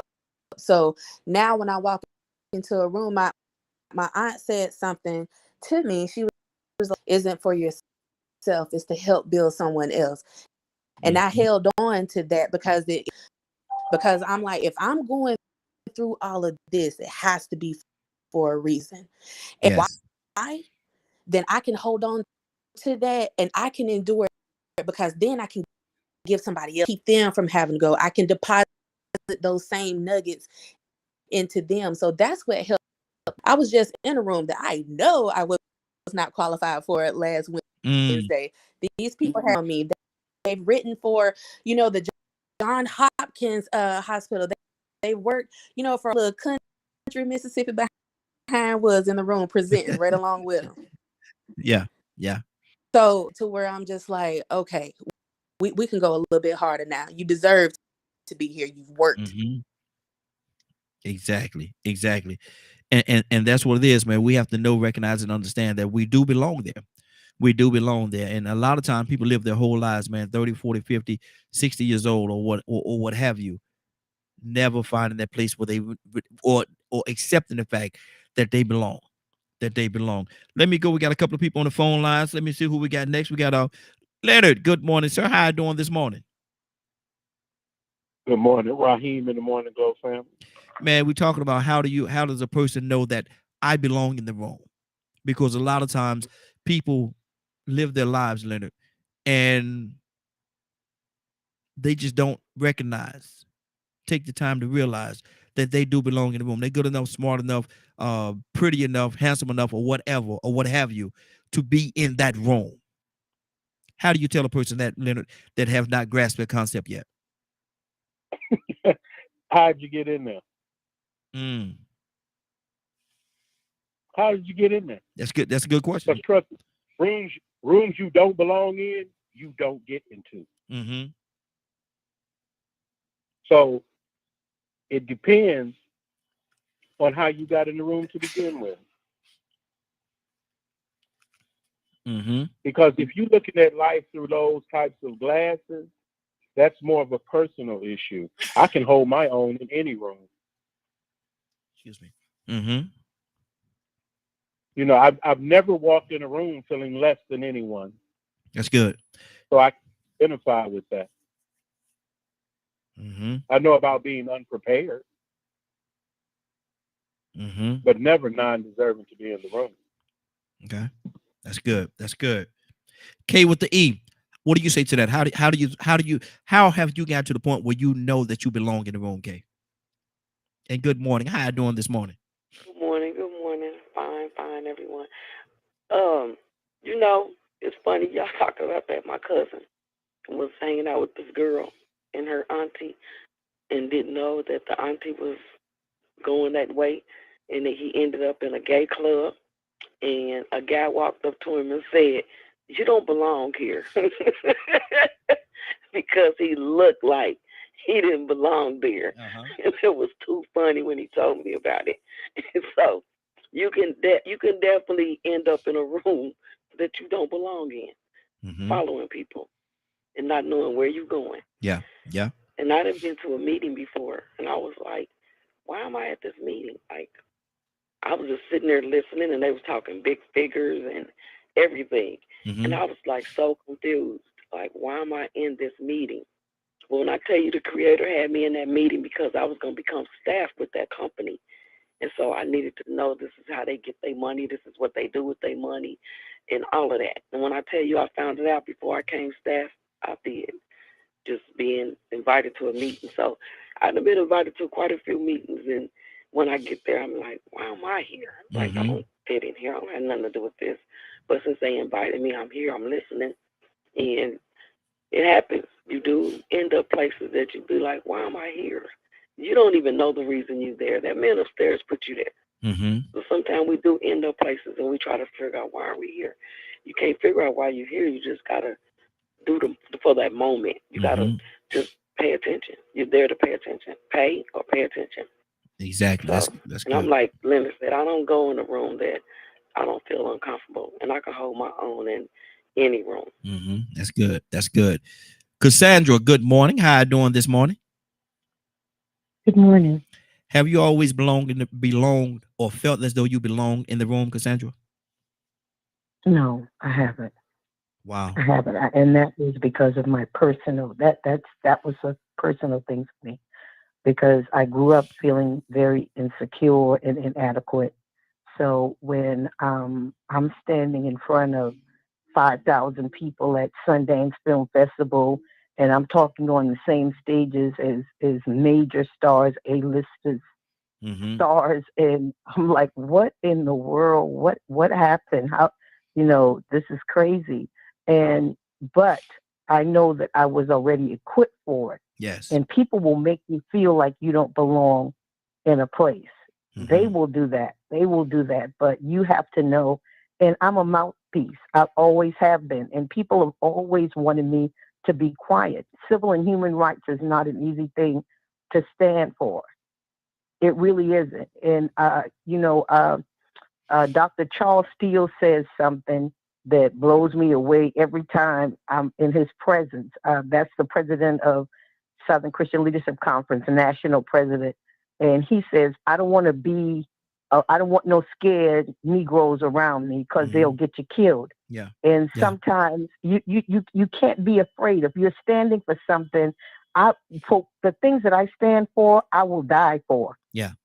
And I'll stand in front of anybody and say that. And that's intimidating sometimes to people. They hate you for it, but it's okay because I've gotten to the place now where I know who I am. I know what I'm called to do. And it doesn't matter who's around or who doesn't like me. I'm going to stand up for what I believe. Wow. That's good. That's good. Badger, good morning. How you doing this morning? Good morning. Badger, have you always felt as though you belong in the room? I kind of just, if I get invited, I get invited. Mm-hmm. How I personally feel, I'd rather not say. Say it again? How I personally feel, I'd rather not say. Okay. Okay. Good deal. Good deal. Zamari, talk to me, sis. I think I'm good. We've all pretty much said it. You know, either we felt like it, or we felt like we belonged. We felt like the outcast. Mm-hmm. You know, and I think a lot of us here have had that experience of feeling like we belong in the corner and we're the outcast, and something happens in our life where Which is more comfortable? it depends on where you are in your walk. Mm-hmm. I used to feel comfortable being invisible. Wow.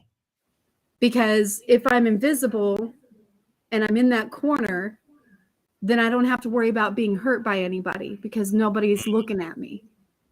Mm-hmm. I don't have to worry about being disappointed or let down.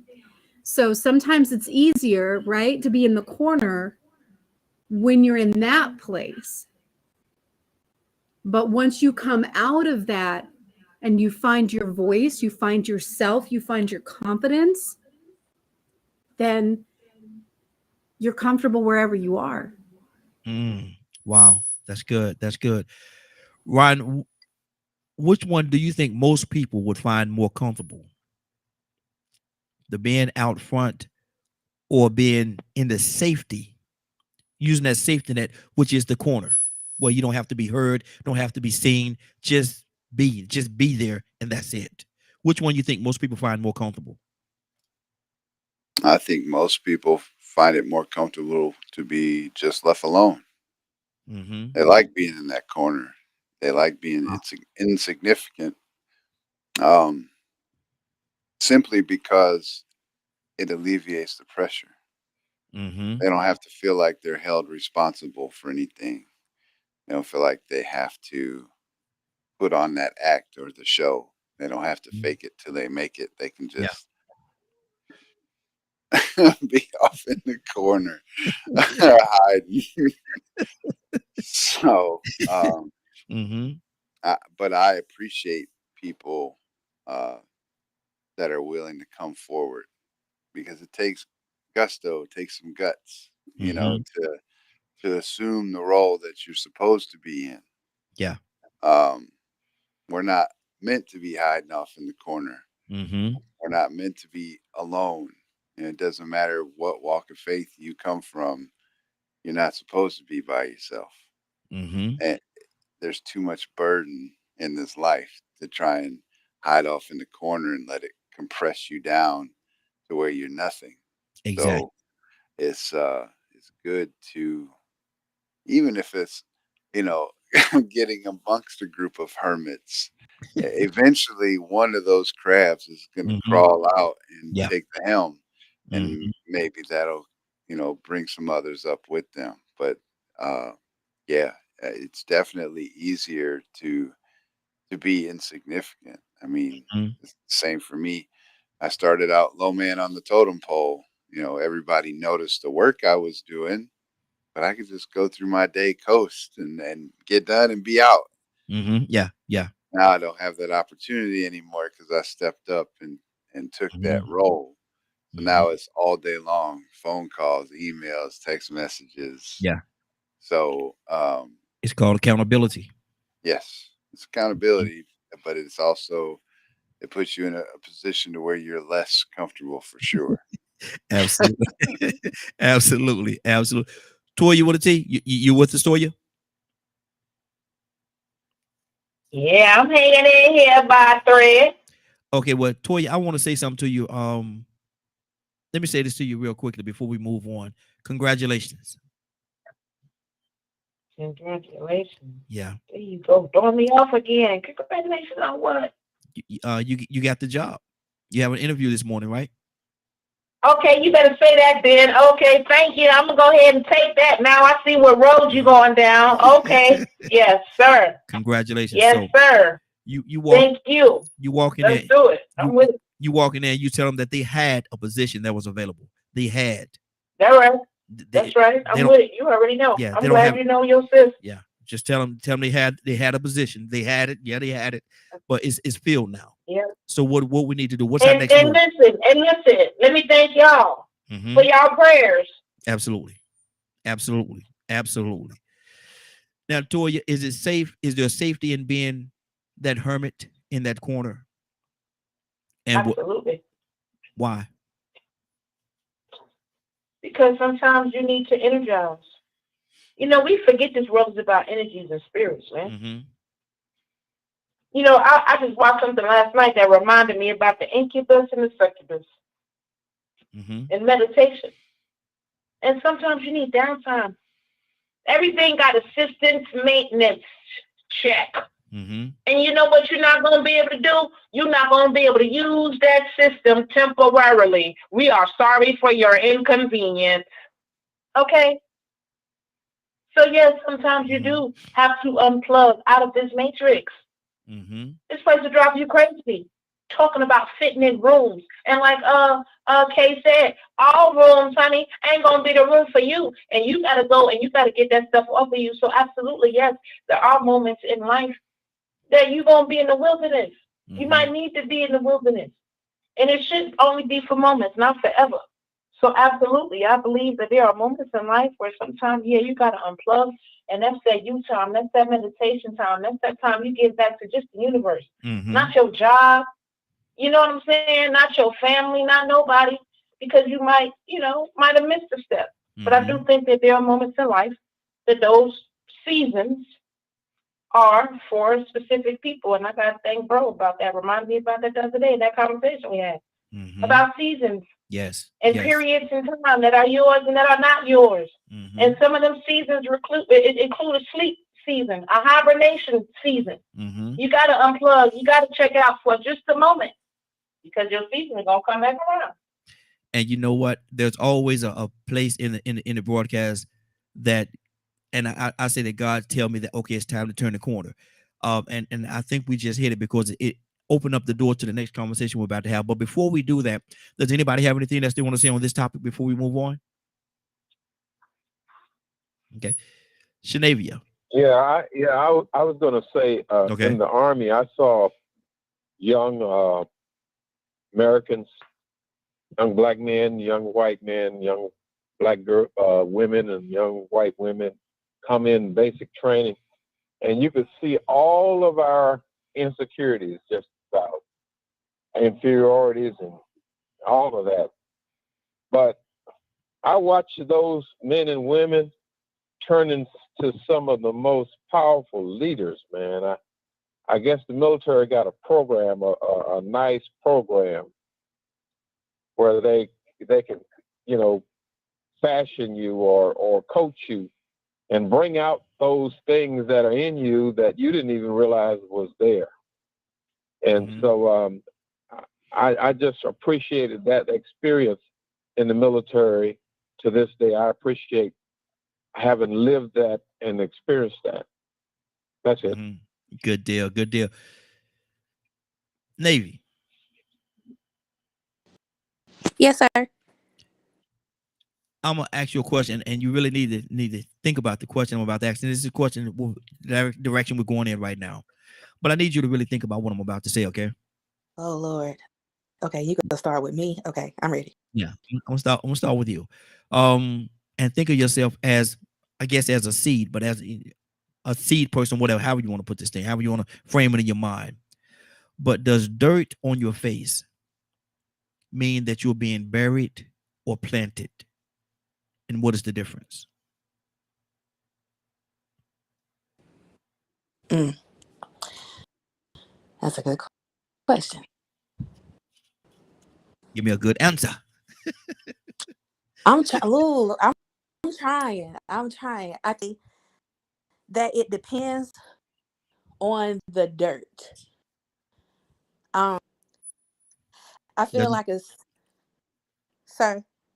No, you said, I know I was about to say, you said it depends on the dirt, but I was going to go a different direction. But go ahead, finish your thought. I mean, because I'm trying to analogy, because oftentimes whenever we do have dirt poured on us, so to speak, it's not that we're not going to grow from it. But I mean, I like to think of it in this way. But some of that dirt has boo-boo in it. And that serves, and we may not want the boo-boo on us. But how many beautiful from the boo-boo? I mean, like, all of us, I feel like all of us have been in a position to where we have felt like that we went down in the mud. And how many of us like the rose that grew from the concrete? Now that wasn't dirt. That was, I don't know. I'm trying to wrangle it together, Mr. Right? Yeah. But I feel well, it could be either or though. Either you being buried or you're being planted. Which one are you?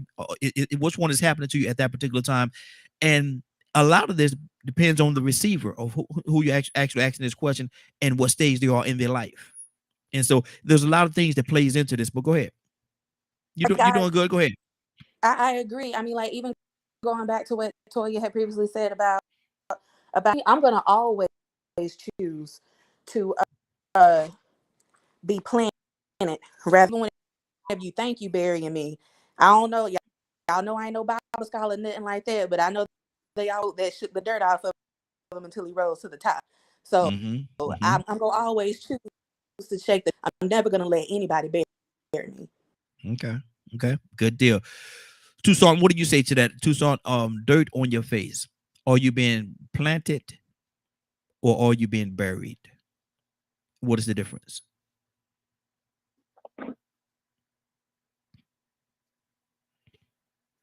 Tucson? So that's your way not to answer the question. Just be quiet, huh? I just ain't gonna say nothing. I'll just be quiet right now, right? Go to somebody else.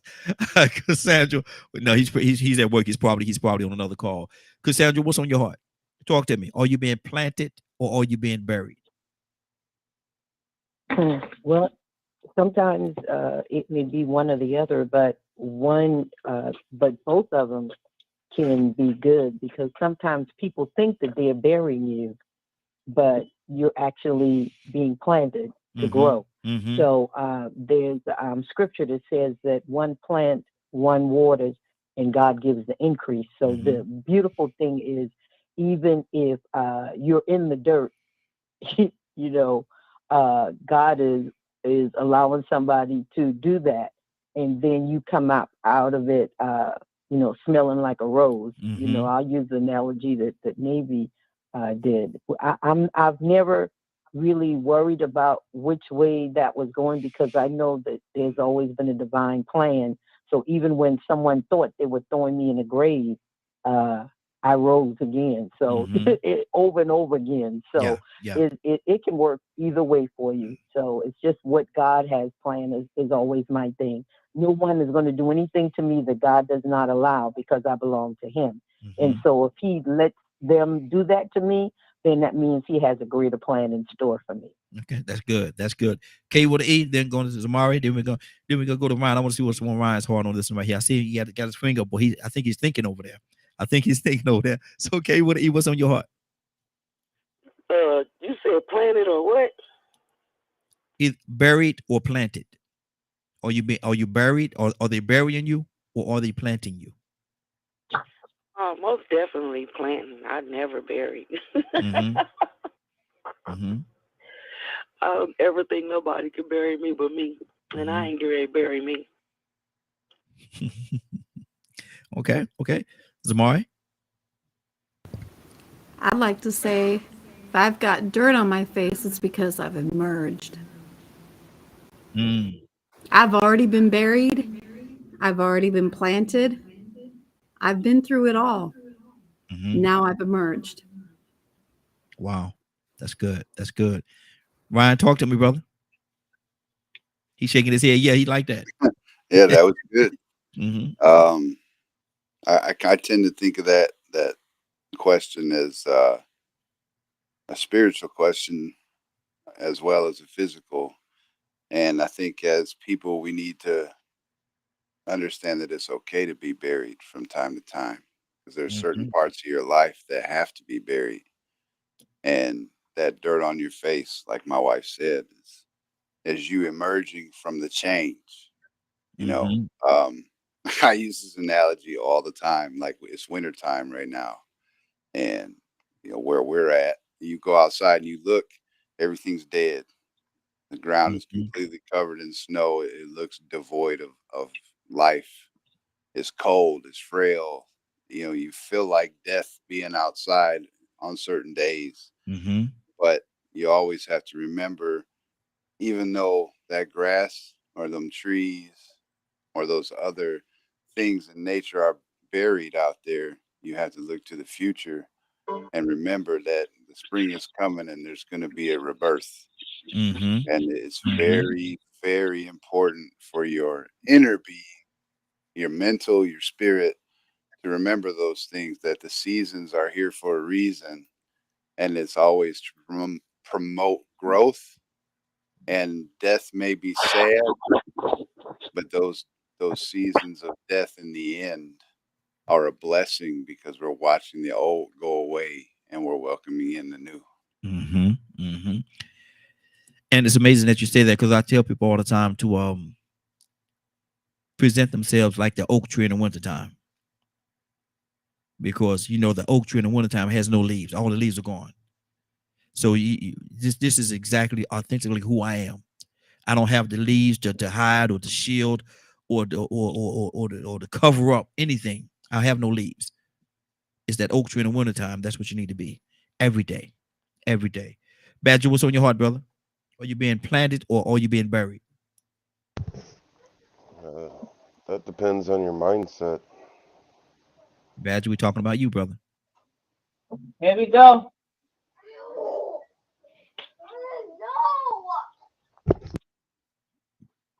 Badger, I think he got something going on in the back. Yeah. I'll come back to you, brother. Leonard, what do you say? Are you being planted or are you being buried?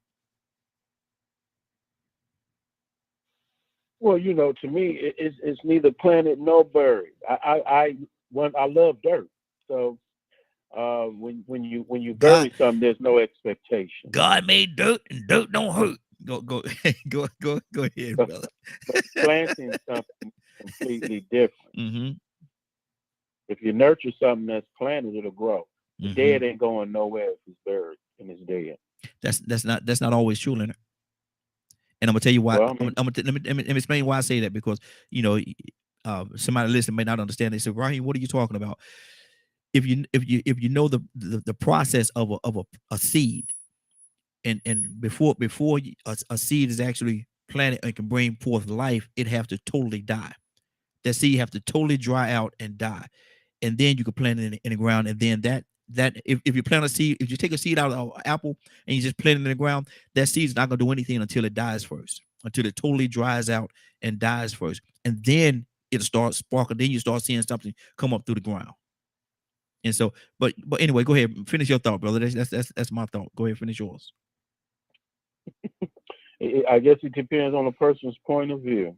Absolutely. Sometimes dirt is great. Sometimes great is dirt is great camouflage.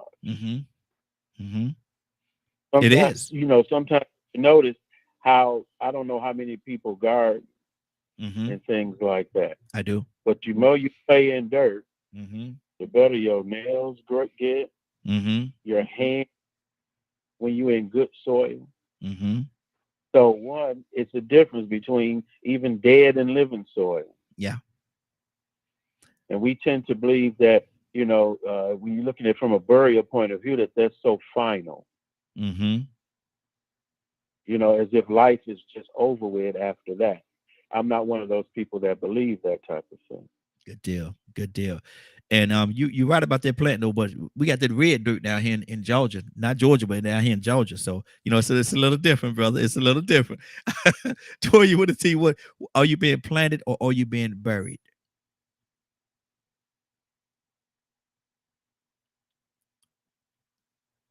Toya, you might have well, planted and buried is going in the same direction. But I like the direction where Z went to, because getting that dirt off your face can mean that you're sprouting up. Mm-hmm. Because when you're buried and you rise up, or you get up from up underneath that, or you resurrected or grow, or whatever direction that you're going and you're bringing blood back to life, that's some remnants of where you were, not where you are. You know what I mean? You're not buried anymore. You got dirt on your face. So again, I think, when it comes to life, there's a whole bunch of different perspectives that can lead us into a different direction. But it is what it is. You got to access now. And for me, I'm trying to be planted and deep rooted. You understand what I'm saying? Looking for some stability and able to provide a good source of stability. Because, some of these trees out here that's planted is more expensive to get your hands on than others. And some of these trees are just planted and a strong wind blowing and they'll fall right on down. So being planted, it still depends on your strength. If it's going to really, serve what purpose it's going to serve. But I try to be planted, Mm-hmm. and people will try to bury you. But again, that's the devil's job. Mm-hmm. Wow, that's good. Toussaint, you back with us? Yeah, man, I finally made it back. Okay. Toussaint, if dirt is on your face, are you being planted or buried?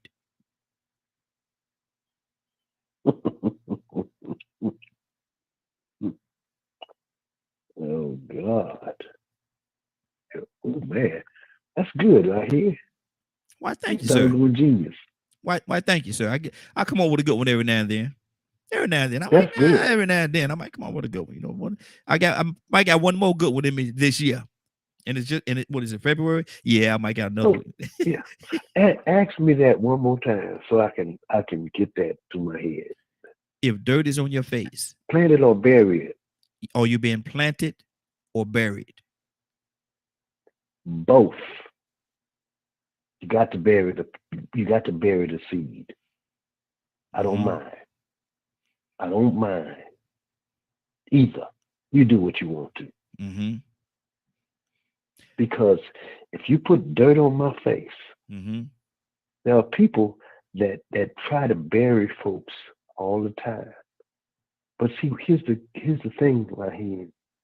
For a seed to grow, mm-hmm. it got to be buried. You got to.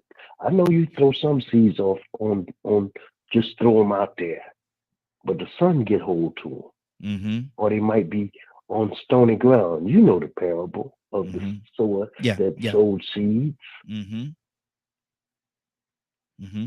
But see, a good seed, it don't make no difference what you do to it. You ever saw a rose grow? The story of do you remember the story of the rose that was carelessly put in the dump on in the landfill dumping ground, mm-hmm. that just decided I'm gonna bloom right here. Mm-hmm. So, and I say this to the listening audience, because some people may see it as a bad thing to have dirt thrown on your face and feel like you're being buried. That's good. That's perfect. Being buried or planted is actually the same thing. Mm-hmm. It's just it depends on how you're looking at it. It's like a problem. The problem is not the issue. It's how you look at it. Mm-hmm. And we got people full of potential feel like, oh, I got dirt on my face. Oh, woe is me. No, it's your mindset is the problem. Change your mindset. And don't look at it as they buried me. Look at it as they planted me. It might have been carelessly, but good. Good deal. Mm-hmm. Yay. Naheem, you're a genius. Why, thank you, I sir. applaud you today. Oh, just today, huh? After all this time, just Well, today. no, I mean, you be sitting down. I can see you, and I'm doing it right now. Sitting in a rocking chair or recliner, leaning back with your hands on the back of your head, and you look up into the gaze Look. into the heavens, and you're being downloaded with this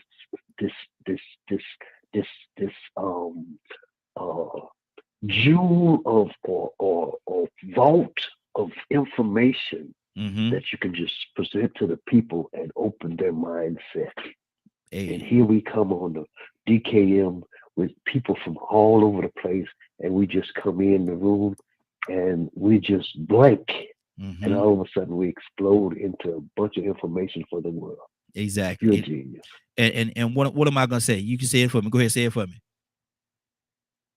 What you gonna say? To God be the glory. Oh, there you go. To God be the glory. There you go. There you go. There you go. Boom. Oh, I think Badger's free. Go ahead, Badger. Yeah, my kiddo hit his knee on the table and he was not happy. Is he okay? Yeah, he's fine. He was just getting up on the kitchen, getting ready to eat breakfast, and just hit his knee. Badger, talk to me, Badger. Are you being planted or are you being buried? I also wanted to say both, because you can learn from both. And some things that things that get said, or that's the analogy I'm taking from Dirt, right? Yes. Okay. It can be everything from they don't understand you, or who you are, or how deep you are, or any of that kind of stuff. Some people just throw dirt because they ain't happy with where they're at. True. So it's who you decide to be in the moment. To let it bury you, or to just let it add to your growth. That's good. More nutrients. That's good. That's good. Ryan, I see you shaking your head over there, brother. What's on your heart? I just agree with what he said. It's really about the situation. People in circles, in certain circles, do you think, Ryan, that they want to have you buried or planted? What do you think? Do people really want the best of each other or out of each other? If this was in the past, I would say yeah. Life as it is nowadays, nah. People what's best for themselves, not for the collective. Wow. It's a touchy subject, to be sure, right? Especially how you choose to talk about it. But when you look at cultures and ethnicities and things like that, you can see it more prevalent than in the immediate, vicinity of where you're at. So, I would like to think, like, the person inside of me likes to think that people want what's best for everybody else. But what you want isn't usually realistic, right? You look around and everybody's trying to take that next step and be better than the next man instead of building that person up. And much like the question earlier, I think if people could adopt that mindset of let's bring everybody up and not just be selfish, the world would be a better place. Absolutely. A bishop told me one time before, he said, Raheem, he said, you got to understand something.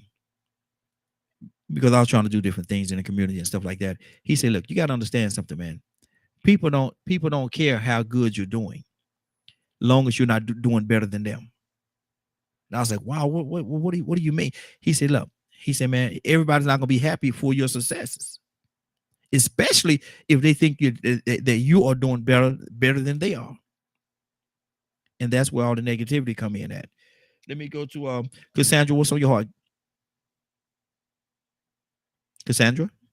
Yeah, I'm here. Yes, ma'am. Yeah, that has always been a issue with me that people don't want to see the best for other people. And, you know, and when you want to see the best for other people, they think you fake. They say all kinds. I'm like, what in the heck? You know, and I've said this before, because I'm a giver, you know, and I'm always trying to help people. People always like, why are you doing that? Why are you being so nice? I mean, you know, why are you trying to help me? I don't, that doesn't even register for me, because that's what my life is. Some, you know, some of us choose, you know, to do what we do, and some of us were ordained to do what we do. Yes. So you have to figure out for yourself, where are you in that scenario? I was ordained to do what I do. I don't, you know, and it took a lot of pain for me to get to where I am. But through my pain, I'm now able to help other people. So, you know, I just, you know, I've always wanted the best for other people, and I still do, and I'll never change. That's just who I am. Always been that way. That's good. That's good. Let's go to Navy. Navy, what's on your heart? Oh, I'm sorry, y'all. I'm in and out. I don't know where we are right now. We're talking about planet, or we're still talking about planet or buried. But do you think most people want the best out of you, or do you think people, long as you're not doing better than they are doing, it doesn't matter? Does everybody want your best, or you to be at your best?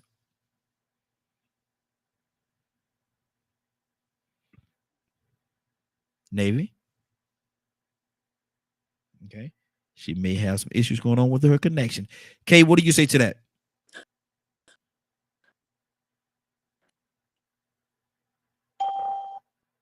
Kay, are you there? I think. Okay, yeah. I think Navy was actually talking, but she had some issues with a line. Zamari, talk to me. So I'll say, because I've told you a little bit about this before. When I was younger, I used to thrive on tearing people down. That was what I did. I enjoyed doing that. I didn't want to see anybody reach a greater potential because I didn't want them to be better than me. I didn't want them to reach some place where they found out who they could be or would be or should be, because I was so miserable in myself. So I would do anything and everything I could to tear them down, right? I wanted them to stay at that level where they just felt as miserable as I did. Wow. Stay in this with me, stay in this circle with me, or, you know, I'm just going to tear you down and go about my business and find somebody else to do that to. So I think it's about where you are in your life and in your period of growth. Now, I want to see everybody reach their potential. Now, it doesn't matter if I'm stuck in whatever mess. I want to see you grow, because I know what it's like to not feel like I'm going anywhere. So it doesn't matter what circle I'm in now. It doesn't matter because if I'm in a circle where people are at that point, right? I want to meet them there. I want to go there. But if I'm in a circle where people are kind of like not where I'm at, you know, maybe below that bar, I want to bring them up and then see them go even further. That's what I like to do now. I like to encourage that. So I don't think all circles are, you just got to find your place. Yeah. And you got to realize some circles are holding you back and others are going to elevate you. And you got to really analyze that. And is this circle holding you back because they don't want to see you reach that potential or go above and beyond because they're so miserable? How do you separate? You have to analyze. You have to know. You have to have that internal knowledge and wisdom somewhere in yourself to know. That's good. And sometimes sometimes you don't know for a long time. Sometimes you don't. But I think in certain circumstances, it's good to have a mix of people too. Yeah, that's good. That's good. Navy, she's actually back with us. She's on the phone line. So Navy, what's on your heart? Are we still on the question of do people want to see you do Yes, at good, your best. but not as well as them? Exactly. I know we're not supposed to be so technical on here, but I just want to pick out the word most because that was the way that it was read. And I think what I was starting to say is that was very generous to say that most, but out of that most is only a very few that would actually like to see you truly reach your potential, because it's good and it's so nice to be like, oh my God, yes, I support you. But you know, your loudest boos come from your haters sitting in the front row. So no, everybody doesn't want to see you grow, but they want a ticket to the show though. Wow, that's good. That's good. Willow. Good morning. Good morning, Raheem. Good morning, Good young lady. morning, Glow. How you doing this morning? Oh, I'm doing good this morning. A little sinuses going on, but I'm all right. There Ain't you nothing go. to complain about. Exactly. I'm gonna go back to the original question. If dirt is in your face, if there's dirt in your face, are you being buried or are you being planted? If dirt is in your face, are you being buried or are you being planted? So from what I'm getting from that question is that if I'm around things that are not right, or should I say maybe illegal, or things that people that are, things that are wrong, am I being a part of it? So am I being a part of it, or am I trying to come up with it? Or is that the question that you're asking, Raheem? Well, I want to be clear. Okay, my thing is, if dirt is in your face, are you being and looking at yourself as a seed? I'm just throwing this out there, looking at yourself as a seed. Are you being planted or are you being buried? Oh, okay. Well, I don't think that for me, just for me, being transparent is that now that I've grown and matured in life, I'm not being buried, nor am I planning anything that's dirty. Should I say? I don't know. Because from my understanding to listen to what other people are responding on is people that you walk with, you travel with, and being in the position that I am in, I'm gonna come across a lot of people that are going through. So I'm here to say that I want to help versus hurt. So I'm not gonna just ignore it. Well, one incident that I told you about, Raheem. Right now I'm tossed. I'm totally tossed. I don't understand what I should do because of the fact that this young man stopped. He stopped a mall shooting, and they arrested him. So I'm really tossed with trying to, get somebody to step in because of the fact that he was a felon and he wasn't supposed to have a gun and he wasn't supposed to have body armor. But what he did was good. I mean, this guy was getting ready to shoot up a mall, but yet they arrested him as well. So, Willa, I don't know. Willa, do you want to share that story so we can have a conversation on it, or is that something that you don't want to do right now? Yeah, because maybe somebody can help me figure it out. Okay, because my nephew is in jail right now because he's a security officer, and he was in the Ford City Mall on Cicero in January the 6th. And what happened was he noticed that this guy had a AK-47, and he up underneath his coat, and you could see it was bulging out, he said. And he was able to subdue this guy. They held him, and then they called the police. He was the one who had them to call, and they arrested him because they did a background check on him because he had a gun. Now his job was security. I don't understand, why did they do a background even though he was wrong? He knew he wasn't supposed to carry that gun. He was a felon. He wasn't supposed to carry the gun or have body armor. Then why? I don't understand. He said that is protocol, that they also do background on the person that was involved. So I'm at a loss. So it's protocol that they do a background check on the quote unquote Good Samaritan that stopped this person from shooting up a mall and possibly killing hundreds of people, whatever it is. So so because of the fact that he was a Good Samaritan, oh, you did a great job. You probably saved a lot of people's lives. But you know what? Let me do a background check on you. Let me do a background check on you. Yeah. Oh, you a felon. Oh, we're gonna disregard the fact that you subdued the person that was gonna kill all these people. We're gonna disregard that. Right. We're gonna lock you behind up because you ain't supposed to have that weapon anyway. But had you not had that weapon, he probably would have killed 10, 15, 20 people in this mall or more in a mall setting. But we're not gonna look at that part because you know you're not supposed to have that weapon. Ryan, what do you hear in this?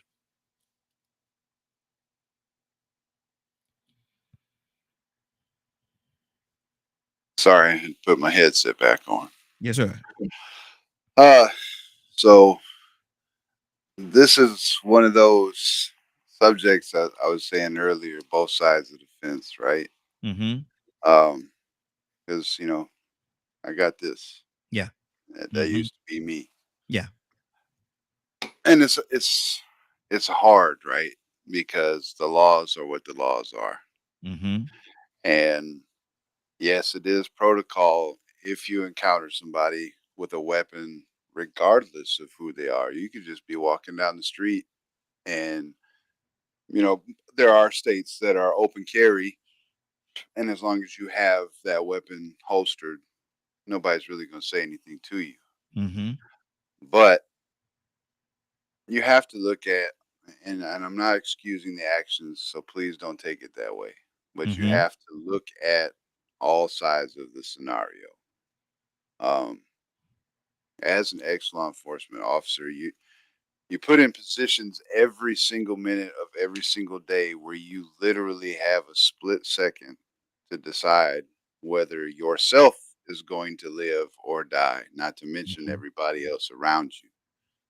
So it's not questionable for them to have asked this young man, hey, can we see your ID for running a background on you for these weapons? That's not outside the realm of normal.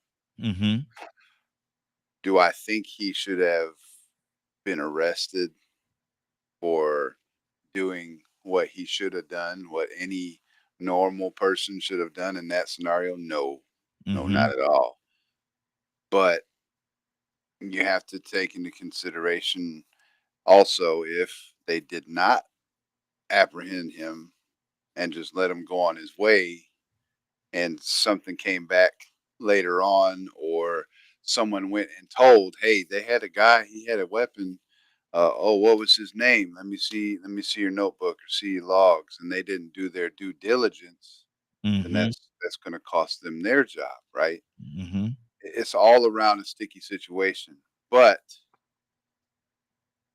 in my opinion, what should have happened is those officers should have gone to the judge in that scenario. Hey, we realize he's got a felony. He's not supposed to have a weapon. He's not supposed to have body armor. But he saved a lot of lives today. They could have put that in the judge's ear. Yeah. But the law is still the law, right? And Ryan, so, let me say this. I think now I just want to be clear on this. Willa, wasn't he security? He had a security company or something like that as well, right? Yes, he does. He has a security company. He has a partner with him in the security company. And so Yes, he does. was that what was he working during that time, or Yes, he was. so he was a security company of the mall at that particular time when all this stuff took place? Yes. Wow.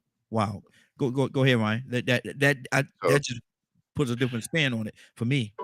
So that adds a whole nother layer of complications, right? Mm-hmm. So if he's a felon himself, employed, or even owning the company, and he's carrying a weapon and carrying body armor, and he's not lawfully able to do so, he could lose his company. That whole company could lose everything, right? Mm-hmm. So that just adds another complication. But all in all, it would be the officers, in my opinion, because it's not a fact, right? Mm-hmm. It's not something that I can say that they should have did, but morally they should have put in that good word Mm-hmm. and said what was going on and presented the circumstance. And laws are tough. Sometimes it Mm-hmm. is unfair that uh, a person who's changed their life and is no longer doing things that would put them under the guise of a felon or Mm-hmm. a criminal get caught up in the mix. But at the same time, my personal self, I would take that arrest. I would take that loss, knowing that I saved all those people's lives, and I'd be good with that. That's Mm-hmm. just me.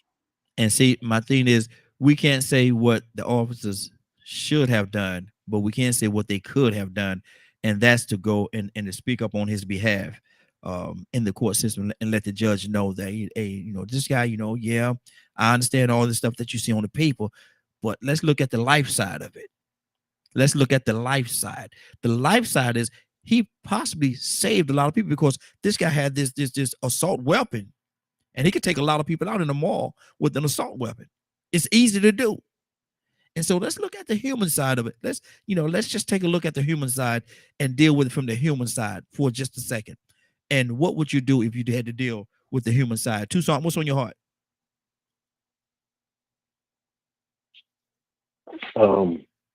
I think that this is trust the process scenario. Mm-hmm. This is one that you have to trust the process. Mm-hmm. Hopefully, prayerfully, when the rubber meets the road, they will look at the big picture. Mm-hmm. Not this is a case by case scenario. Everything that was just said is correct because, unfortunately, we got the law of the land. Mm-hmm. And if I don't care who you are, except for, a few people, if you break the law, then you're at the mercy of the court. Yes. And hopefully you get mercy. Mm-hmm. Because they look at, okay, all right, we understand. We had to do that because you're in violation. Mm-hmm. Yeah. But hopefully through the process, time, he'll get his justice by doing the what was necessary. Yes. May not be all right. Mm-hmm. Because sometimes we get ourselves into a situation where we all reap what we sow. Mm-hmm. And it gets rough. Even the worst thing about this system that we live in is that we get caught up in it because we all got a pass. Mm-hmm.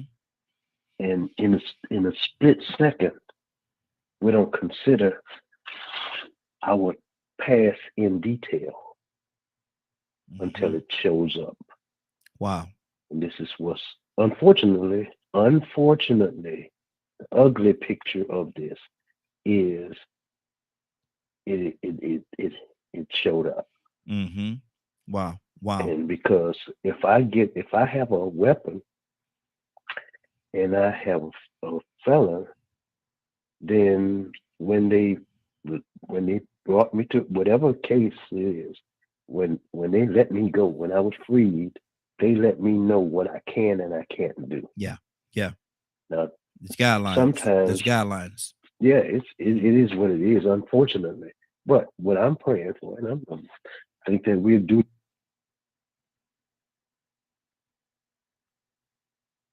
Toussaint must have hit the mute button. You know what? You hit the mute button. I did. Yeah. I did. I hit my own mute button. You mute yourself. But See? hopefully, before we leave here, we would pray for him that the process, as we trust the process, that they would have mercy because it suits the case.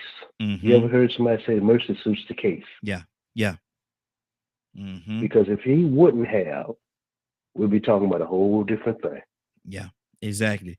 It'll be another. What a shame that we would have people that are capable of intervening and stopping stuff, and instead of what they do is they consider themselves, and oh well, I can't do nothing because it's me at stake, and I can't be this hero. I just let it go, and I pull out my phone and take a picture. Wow. 508-924-3521. 508-924-3521. Phone lines open. Give us a call.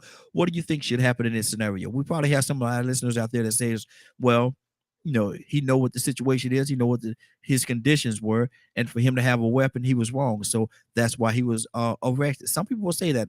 Other people will say, well, look at the good that he did in this scenario. Look at the good that he did. Look at the lives that he saved. And had he not had a weapon, then, he may not have been able to save the lives, and he may very well be a victim himself, along with a lot of other people. Raheem. Yes. Raheem. Yes. Hold on. I got two Raheems going on. Go, ladies always first, Toussaint. Go, Kate with the E, go ahead, sis. Hey, man. Ladies always first, brother. Hey. Hey. You had called my name, but I was on another call, but I missed what you was asking, like who y'all talking about, the guy with the weapon. Yes. I missed it. But he had a weapon. What happened? Well, he was actually in a mall. He was at work. He's owns a security company. He and another fellow owns a security company. A guy came into the mall setting with a big coat on and an AK up on his jacket. He went and he apprehended the guy until the police came. The police came and arrested the guy with the AK, but also ran his check and found out he had a felony. He wasn't supposed to have a job, wasn't supposed to have a weapon, and he was arrested as well. Good, bad, or ugly. What do you hear in that situation? Probably saved a lot of people's lives. Because had that guy got in the middle of that mall and started shooting, ain't no telling who'll be dead today. It'll be another news article. So what's on your heart? Right.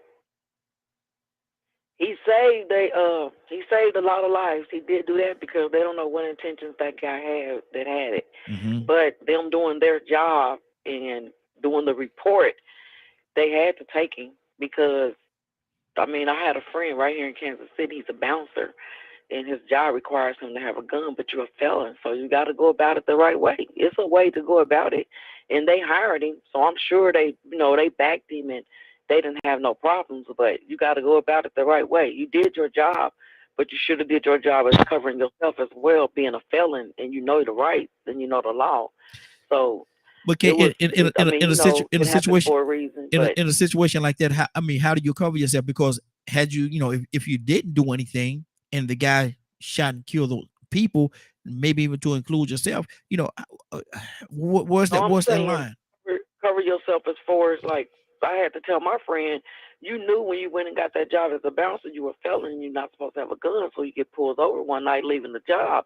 Now he got a gun case to deal with. Mm-hmm. I said, because you should have went through the federal people and let them know so that you could have been cleared to carry that gun, mm-hmm. so that you wouldn't have this problem, because you already know the consequences if you get caught with a gun. So that's called cover yourself. You don't just take a job and not cover yourself, because that job ain't that job is just a job. Your livelihood is your life. Yeah. So you got to cover yourself as a security guard. You can't just go out there and you're a felon. So it's a lot to go along with that. So it's called cover yourself before you go out there. I'm not going to take a job knowing if I take the job and I get caught and I'm a felon, I'm going to be in trouble. Yeah. But I'm protecting the citizens. So I'm going to make sure I protect my freedom as well. Okay. That makes sense. Leonard, what's on your heart, brother? Talk to me. What do you hear?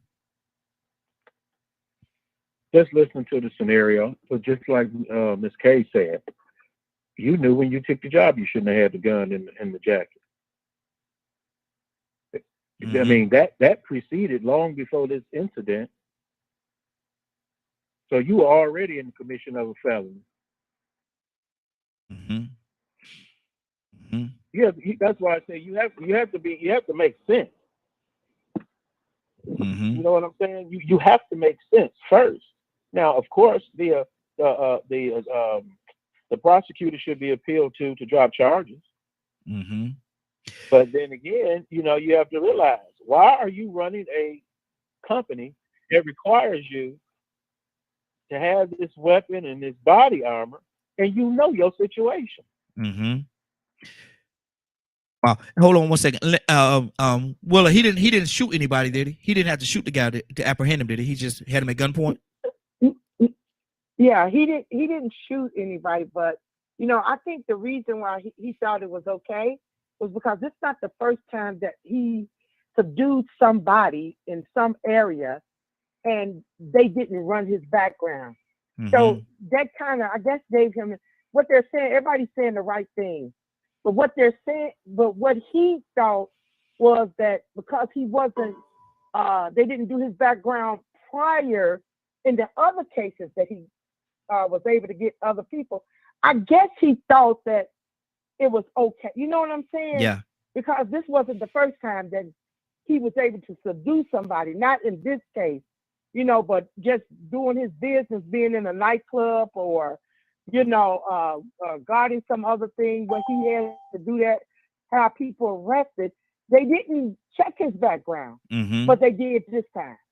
You know what I'm saying? Okay. So, I don't want to get into that color thing, but that's probably why he didn't think that they were going to do it this time. But this time they did it. Maybe it's a warning for him. I don't know. So, just following him in his court process. Okay. Let you finish your thought. Cassandra, coming to you next. I was pretty much finished, but like I say, you only get a break so far. Like, say, for instance, you ever heard of somebody taking somebody else to court for breaking in their house and stealing their weed?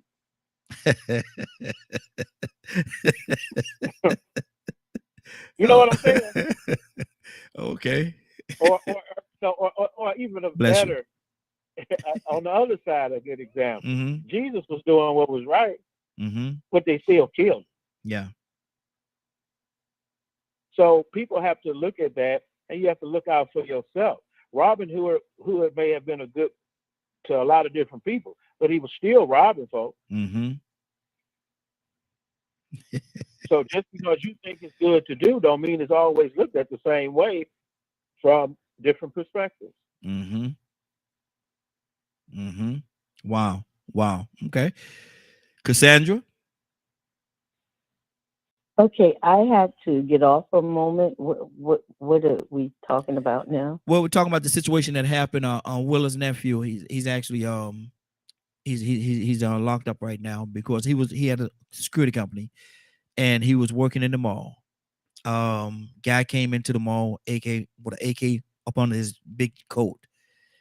Her nephew apprehended the guy until the police came, called the police came, arrested the guy with the AK. Also ran a background check on her nephew.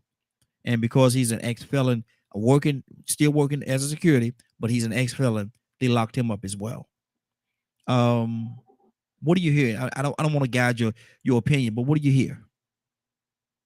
No, that one is pretty simple because until the laws change, ex-felons are not allowed to carry weapons unless, your state. I don't know state from state. I know here in Georgia, absolutely not. You go into jail.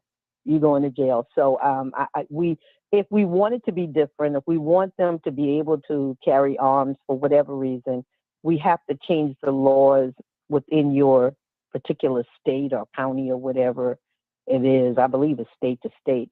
But yeah, he, unfortunately he was doing the right thing, but the laws obviously in his state are like the laws here in Georgia. You cannot, as a ex-felon, you cannot carry a weapon. So I think that's right, Leonard? I think that's right that here is in Georgia. yeah, it is. It is. I don't know how he got to that career. Yeah, that's a tricky one. Yeah, just how he even was able to pass, because they have such stringent laws that here in Georgia, I can't talk about anywhere else.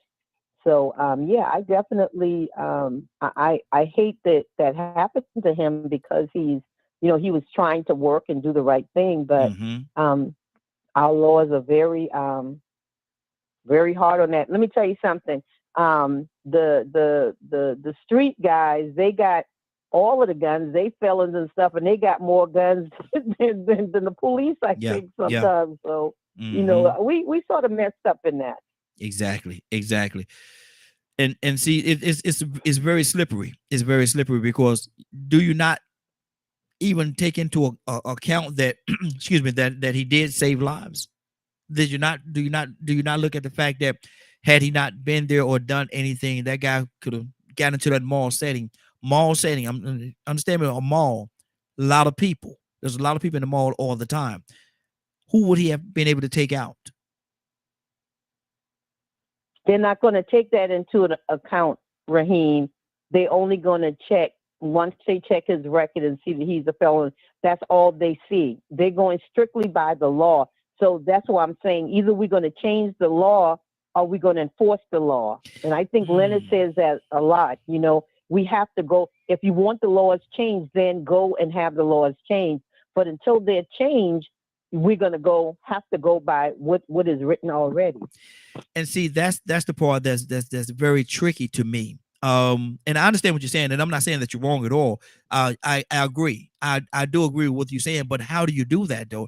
Because every situation is a case by case situation. So how do you rewrite the law to fit each case? That's the part that's the tricky part. It's through legislation. It's through legislation. You can't do it. They're not going to do it by case. That means that we'd have to do that. They're not going to do that. You have to go by what is written. And that's my point. Because in a situation like this could be totally different from another situation where a person that has a felony has a weapon. So how do you write, okay, in this situation, okay, you saved these people's lives, you did these different things, okay, you good, slap on the wrist, don't do it no more, go home. But what is the law going to do for the next situation where it's not the same, but the felon had a weapon? I mean, it's tough. It's tough. The issue would be it's not a big issue. It's the issue involving felons, ex-felons. And when is it lawful for them to carry a weapon? So exactly. Am I right? Am I right in thinking that an ex-felony is there a process that? See, I don't know. This is another area just out of my pay grade. So an ex-felon can never own a weapon. Is that true, or is there some kind of protocol, some kind of system, or some kind of program he or she would have to go through in order to obtain a weapon again? Let me ask Ryan, because he's ex-law enforcement. He may know the answer to this particular question. What do you say to that?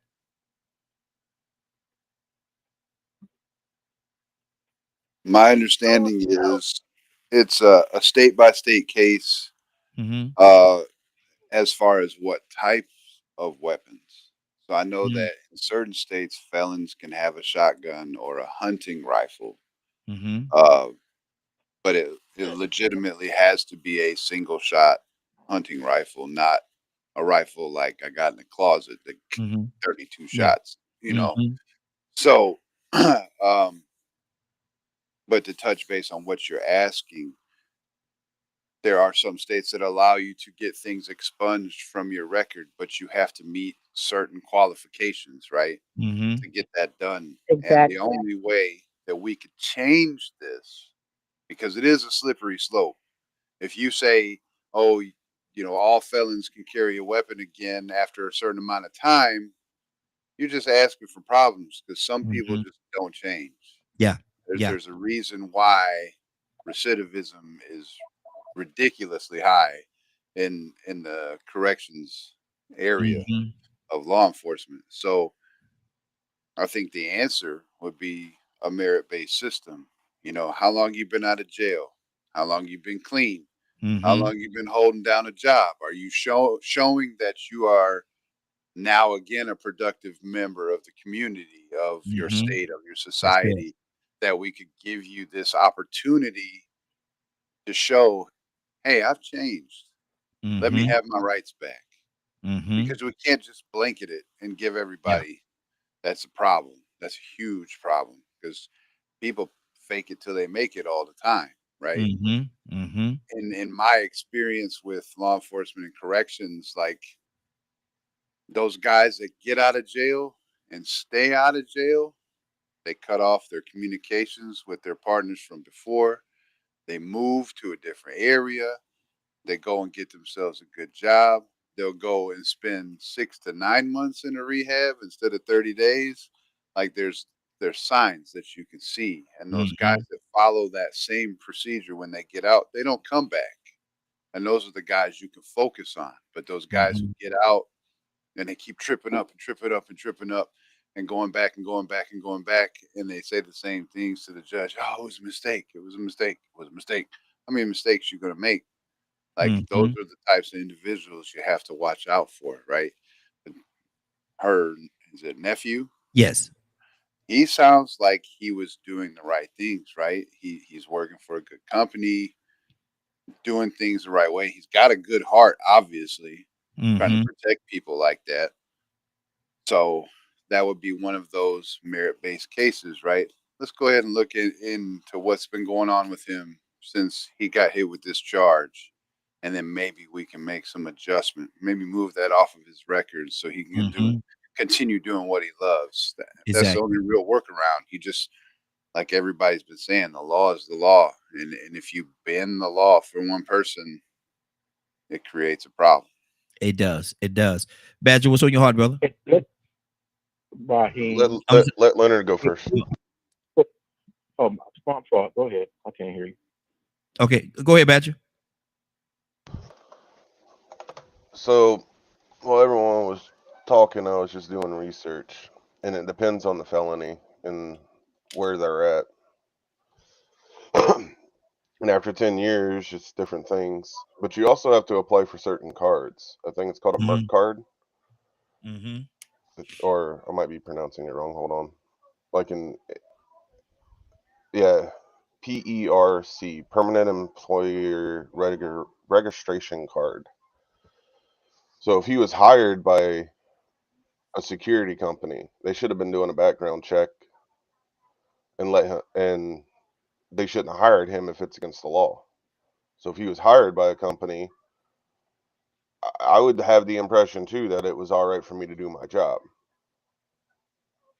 Because you're applying for a company. And if you're starting a security company, from what I was looking at so far with the laws, you have to apply for those kinds of things. So if you're approved for all that kind of stuff and you have that kind of background and you're approved for everything, that'd give you an impression that things are okay too. So I just find this a very weird situation personally. And I don't know enough about it to say other than that. I like the research. Absolutely. Absolutely. Let's keep this thing going now. Tucson, what's on your heart, brother? Tucson? Okay. Tucson may have to step away. Leonard, I think you wanted to say something, brother. Yes, and I'm going to make it real clear. Everybody listen to this radio. If you got gun issues or don't know, you need to check with your state. This law varies too much from state to state. for you to take anybody's word for anything. Mm-hmm. Go Mhm. check the law yourself first. It's just like being in Georgia has a thing that's very positive for felons, and that's restoral of rights to vote. Mm-hmm. But you Yes. have to go be restored. If like, say, for instance, in some places that are, let's say, more liberal about guns, Texas may say after you complete your sentence, you have to wait a certain time after that. But it varies that way. Some places you can't get them back, Wow. but you need to make sure. But we know in Georgia they're very strict about it. Mm-hmm. So, and I have family members who have went to prison for this. Not so much as you even having and doing what this young man did. You taking a risk being in a house with somebody with one. Yeah, exactly. If I'm a felon and I'm married, my wife's not to be a felon. However, if they come to that house and there's a gun there, I'm in violation. Mm-hmm. Mm-hmm. Some like I believe the other young man said on the line, it really depends state to state. So y'all please check it out. I have a nephew was in Rikers Island. Yeah, you can put that gun and check it in onto a plane, but I tell you what, when you go to New York City, they have a different law. Mm-hmm.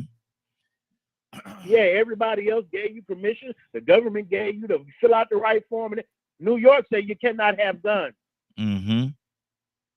You're going to jail. Yeah. So make sure you all know the gun rights before you run into these situations. It was that young man's duty to understand with his background. They told him he couldn't have a weapon. Mm-hmm. Mm-hmm. Yep. Willa? But you can't take it up on yourself and Yep. then put the responsibility on the company for not doing the background check, blah, blah, blah, blah, blah. Yeah. Everybody's in violation then. Mm-hmm. Yeah. It's not pretty. Willa! Yeah. So yeah, Raheem. So you know what? My dilemma was because I had somebody who was hiring official, was a state rep. I was going to get them to intervene, but I'm not because he got a good judge. I mean, he's a black judge.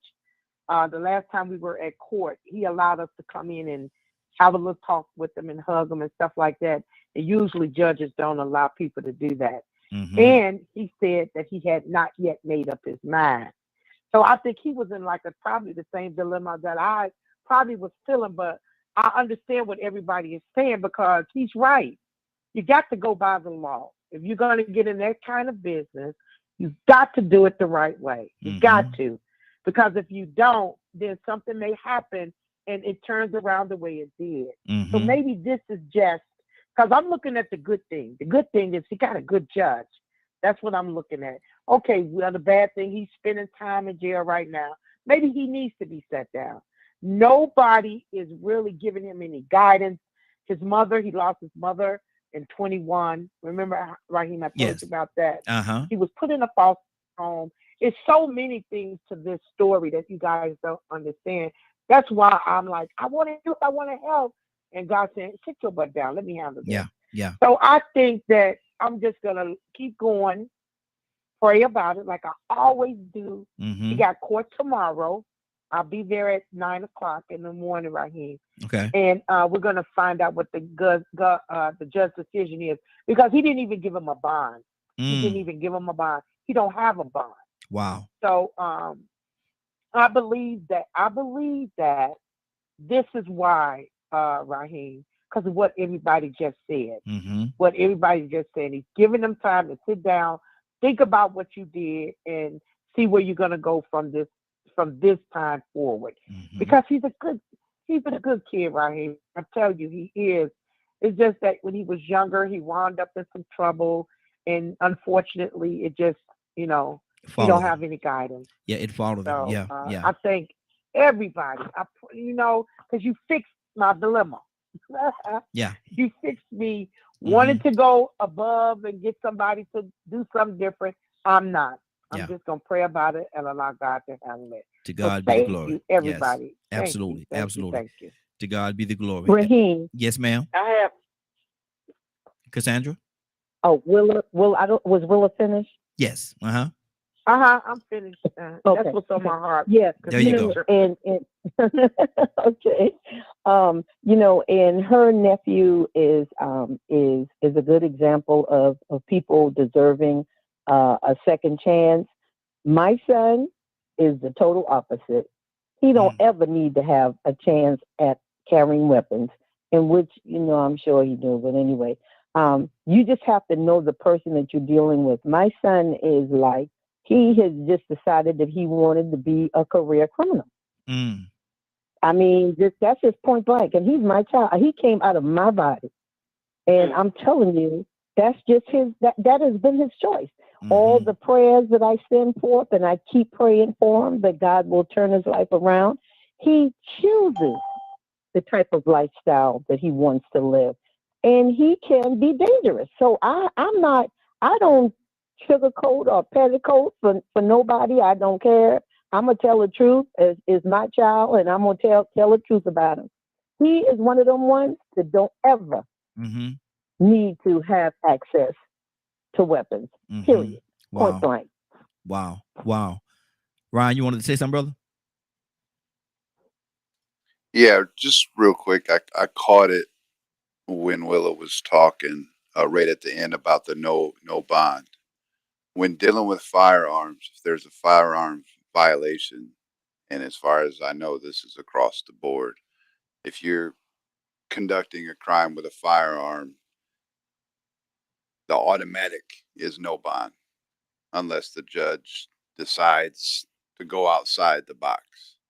It's automatically, if it's any kind of deadly weapon, it's an automatic no bond. So don't take any offense to that. That's just something that they're doing regardless of the circumstance to protect other people. Well, let me ask you something. And I know the connection. I know the connection of this thing, but was he committing a crime, or was it because of the fact that he was in violation of the guidelines of him being a felon? I think it was just the guidelines, right?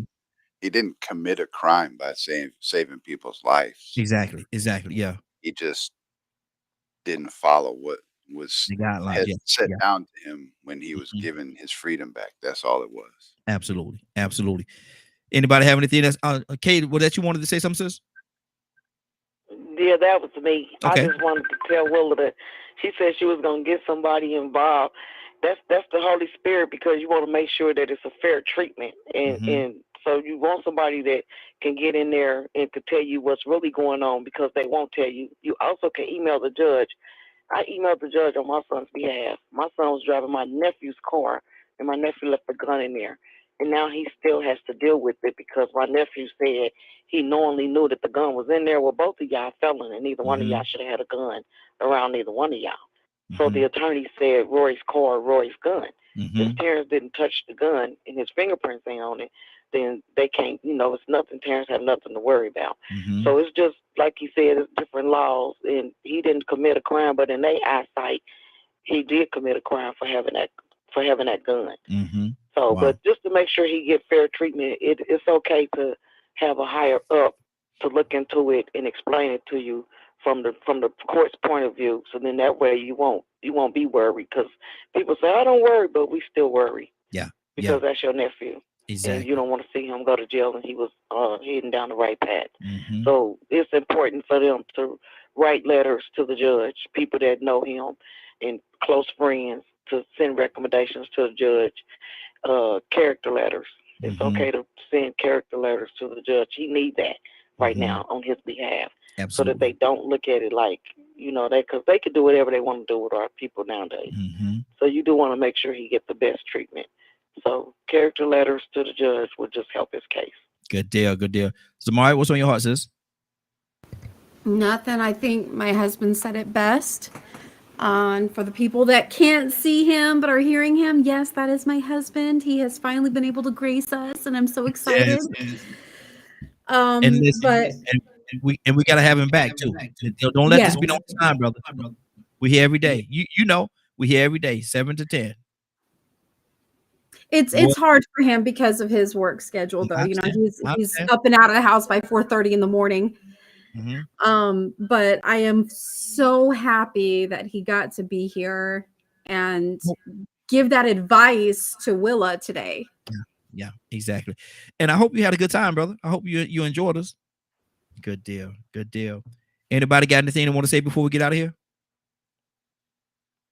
Yeah, Raheem, I do. You see, look at God though, for real. This is the first time he's gotten on. Yes. And he got on to give me advice because I took that personal. Yeah. You see how God just works out his plan in our lives. I don't know if anybody else saw it, but I saw it. And I didn't even know that was her husband because I get on at 8 and sometime a little bit after. But man, oh man, thank you, Lord. I've already received it. There you go. So, like I said, I've been praying about it. And look at God though. Come on, Raheem, and look where I'm at now. Exactly. Oh, wait, thank you, Lord. Come on. Amen. Well, we're gonna have and I was gonna say something about the prayer today. We're gonna have a powerful prayer today, and make sure that we add and we'll make sure we add Brother Hicks, Mr. Hicks on. He's fighting. He sent me a message. He's fighting COVID right now. He came up with COVID, and so yeah. So that's why he's not on with us today. I guess he's not feeling well, but he thought enough of us to reach out and to let us know, let me know what was going on with him. And so I told him I would definitely add him into the prayer. I'd be praying for him myself, but I wanted all of us to pray for him as well. Yeah, that's why he's not here today. Yeah, he's fighting the COVID. Cassandra. I think my husband had one last. No? Okay. Cassandra, Rico's not with us. He actually got a situation going on as well. I don't want to put his business out there, but he got a little something going on right now. I think the ones that's here, I guess y'all know it's some based around his son. But what's going on today at 3:00? At 3:00 today, if you missed the show and would like to hear it in its entirety, you can tune in at 3:00 to DKM Media, whatever the rest of that is. Yeah, there you go. DK or Media Group at Gmail. Yeah. That one. What he said. The one he said. So that you can hear the entire show. And Ryan, let me tell you what, we got an inside thing that we do here, man. When we make that speech, we don't say entirety. We say in its entirety. In its entirety. We got our own language. It is entirety. You're embodying your inner Charles Barkley. Yeah, there you go. Exactly. You must know that guy. Yeah, you know him too, huh? Yeah, he's something else. But listen, I don't know if she's still here. Zamari, is she still here? I think she's still. Hey, you know what? She made it run off. Yeah, she could have run off. Let me find out. Willow. Raheem, come on, let's go. Let's go, Raheem. Are you ready? Are you ready, Willow? Are you? Raheem, yes. I tell you, I am so ready. I am ready to receive God's message this morning. Amen. Come on, Raheem. Let's go. Well, Will, I ain't got nothing but one more thing to say. I got one more thing to say.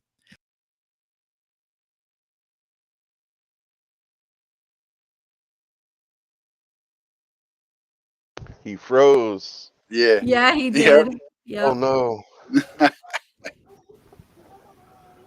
Right before prayer, too. Yeah. We just have to wait until he comes back. No, Odin, man. if you had something you wanted to say, go for it now, man. While we're waiting for him to reset. It's an open floor until he comes back at this point. Nothing, babe? No, I got nothing. I was just gonna say thanks for having me. It was good to meet everybody here that I've heard about over the last several weeks. And hopefully I'll have the opportunity to come back again. Yeah, I hope you do too, because I talk about you so much. So I'm glad that they got to experience what I experience daily, you know? It's nice. Right, tired of hearing you talk. Oh, I'm sure that I'm waiting for them to kick me off at some point and just, you know, tell me to stop talking about you and bringing you up all the time. Because I do talk you up so much. Well, this is an uncomfortable silence. Well,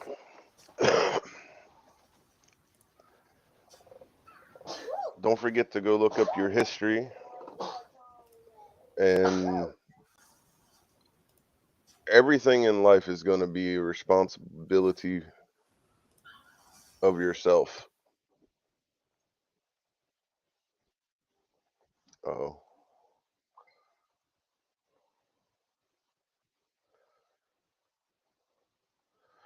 Oh, I'm getting a lot of messages, so I'm trying to deal with all that. There we go. He's back. There he is. We left it hanging. That's keeping them from serving you. We love you, Lord. We honor you, Lord. Father, I'm asking you that you touch the Sanders son, Lord. Father, I still believe that there's hope, Lord. I still believe that you can lead them and direct them in the right way. I trust you, Lord. I stand on your words, and I trust no man, but I trust you. Thank you, Lord. Touch each and every last one that's on this line, Lord. Touch Raheem and his family. Keep them safe, Lord. Father, I believe that it's already done, and I'm thanking you in advance for the Holy Spirit surrounding their families and keeping them safe. Thank you, Lord. Hallelujah. And glory to God. In Jesus' name, amen, amen, and amen. Thank you, Lord. Hallelujah. Glory to God. Yes, Lord. Thank you, Jesus. Yes, ma'am. Ooh, wait. I thank you, Lord. Yes. Wow. And I got to be totally transparent and totally honest. We missed some of that prayer. The system, soon as I said let's go, the system kicked me out.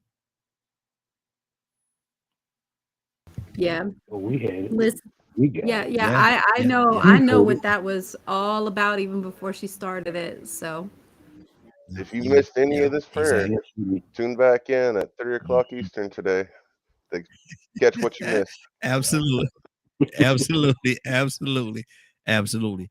But listen, it's time for us to get out of here. I want to thank everybody for joining us. And more than that, I want to thank you for allowing DKM Media Group and Associates and the Morning Glow for being a part of your morning. It is now 10:05. Getting out here a little earlier today, huh? 10:05. Okay. It's usually been 10:30, 10:45, and y'all. I get out of here a little early today. I sure appreciate it. But I want to thank you all for joining us more than that. Thank you for allowing DKM Media Group and Associates and the Morning Glow for being a part of your morning. It is now 10:05. You're about to exit the Morning Glow. But before you go, I want you to do me two favors, if you will. One, I want you to continue to pray for us because we are certainly praying for each and every one of you. Number two, why this is real simple. I want you to go out there, find somebody, and give them a hug because you never know. It could be the only hug that they get, or it could very well be their last. Love you. And ain't nothing you could do about it. Have a great day and a better tomorrow. And then we shine something that's light on you from the Morning Glow. Take it out there into this wicked and cruel world that we live in and let your light so shine. If you get an opportunity, give somebody some love. You just might find some love in return. Won't that be a beautiful thing? Have a great day. Take care of each other. And please, please, please be blessed. Show somebody some love and truth today. And let me say it to my family up in Detroit up there. What up, though? Oh, that's a whole different situation. Y'all didn't know I knew about that. All right, I'll talk to y'all soon. Talk to y'all tomorrow. Have a great day.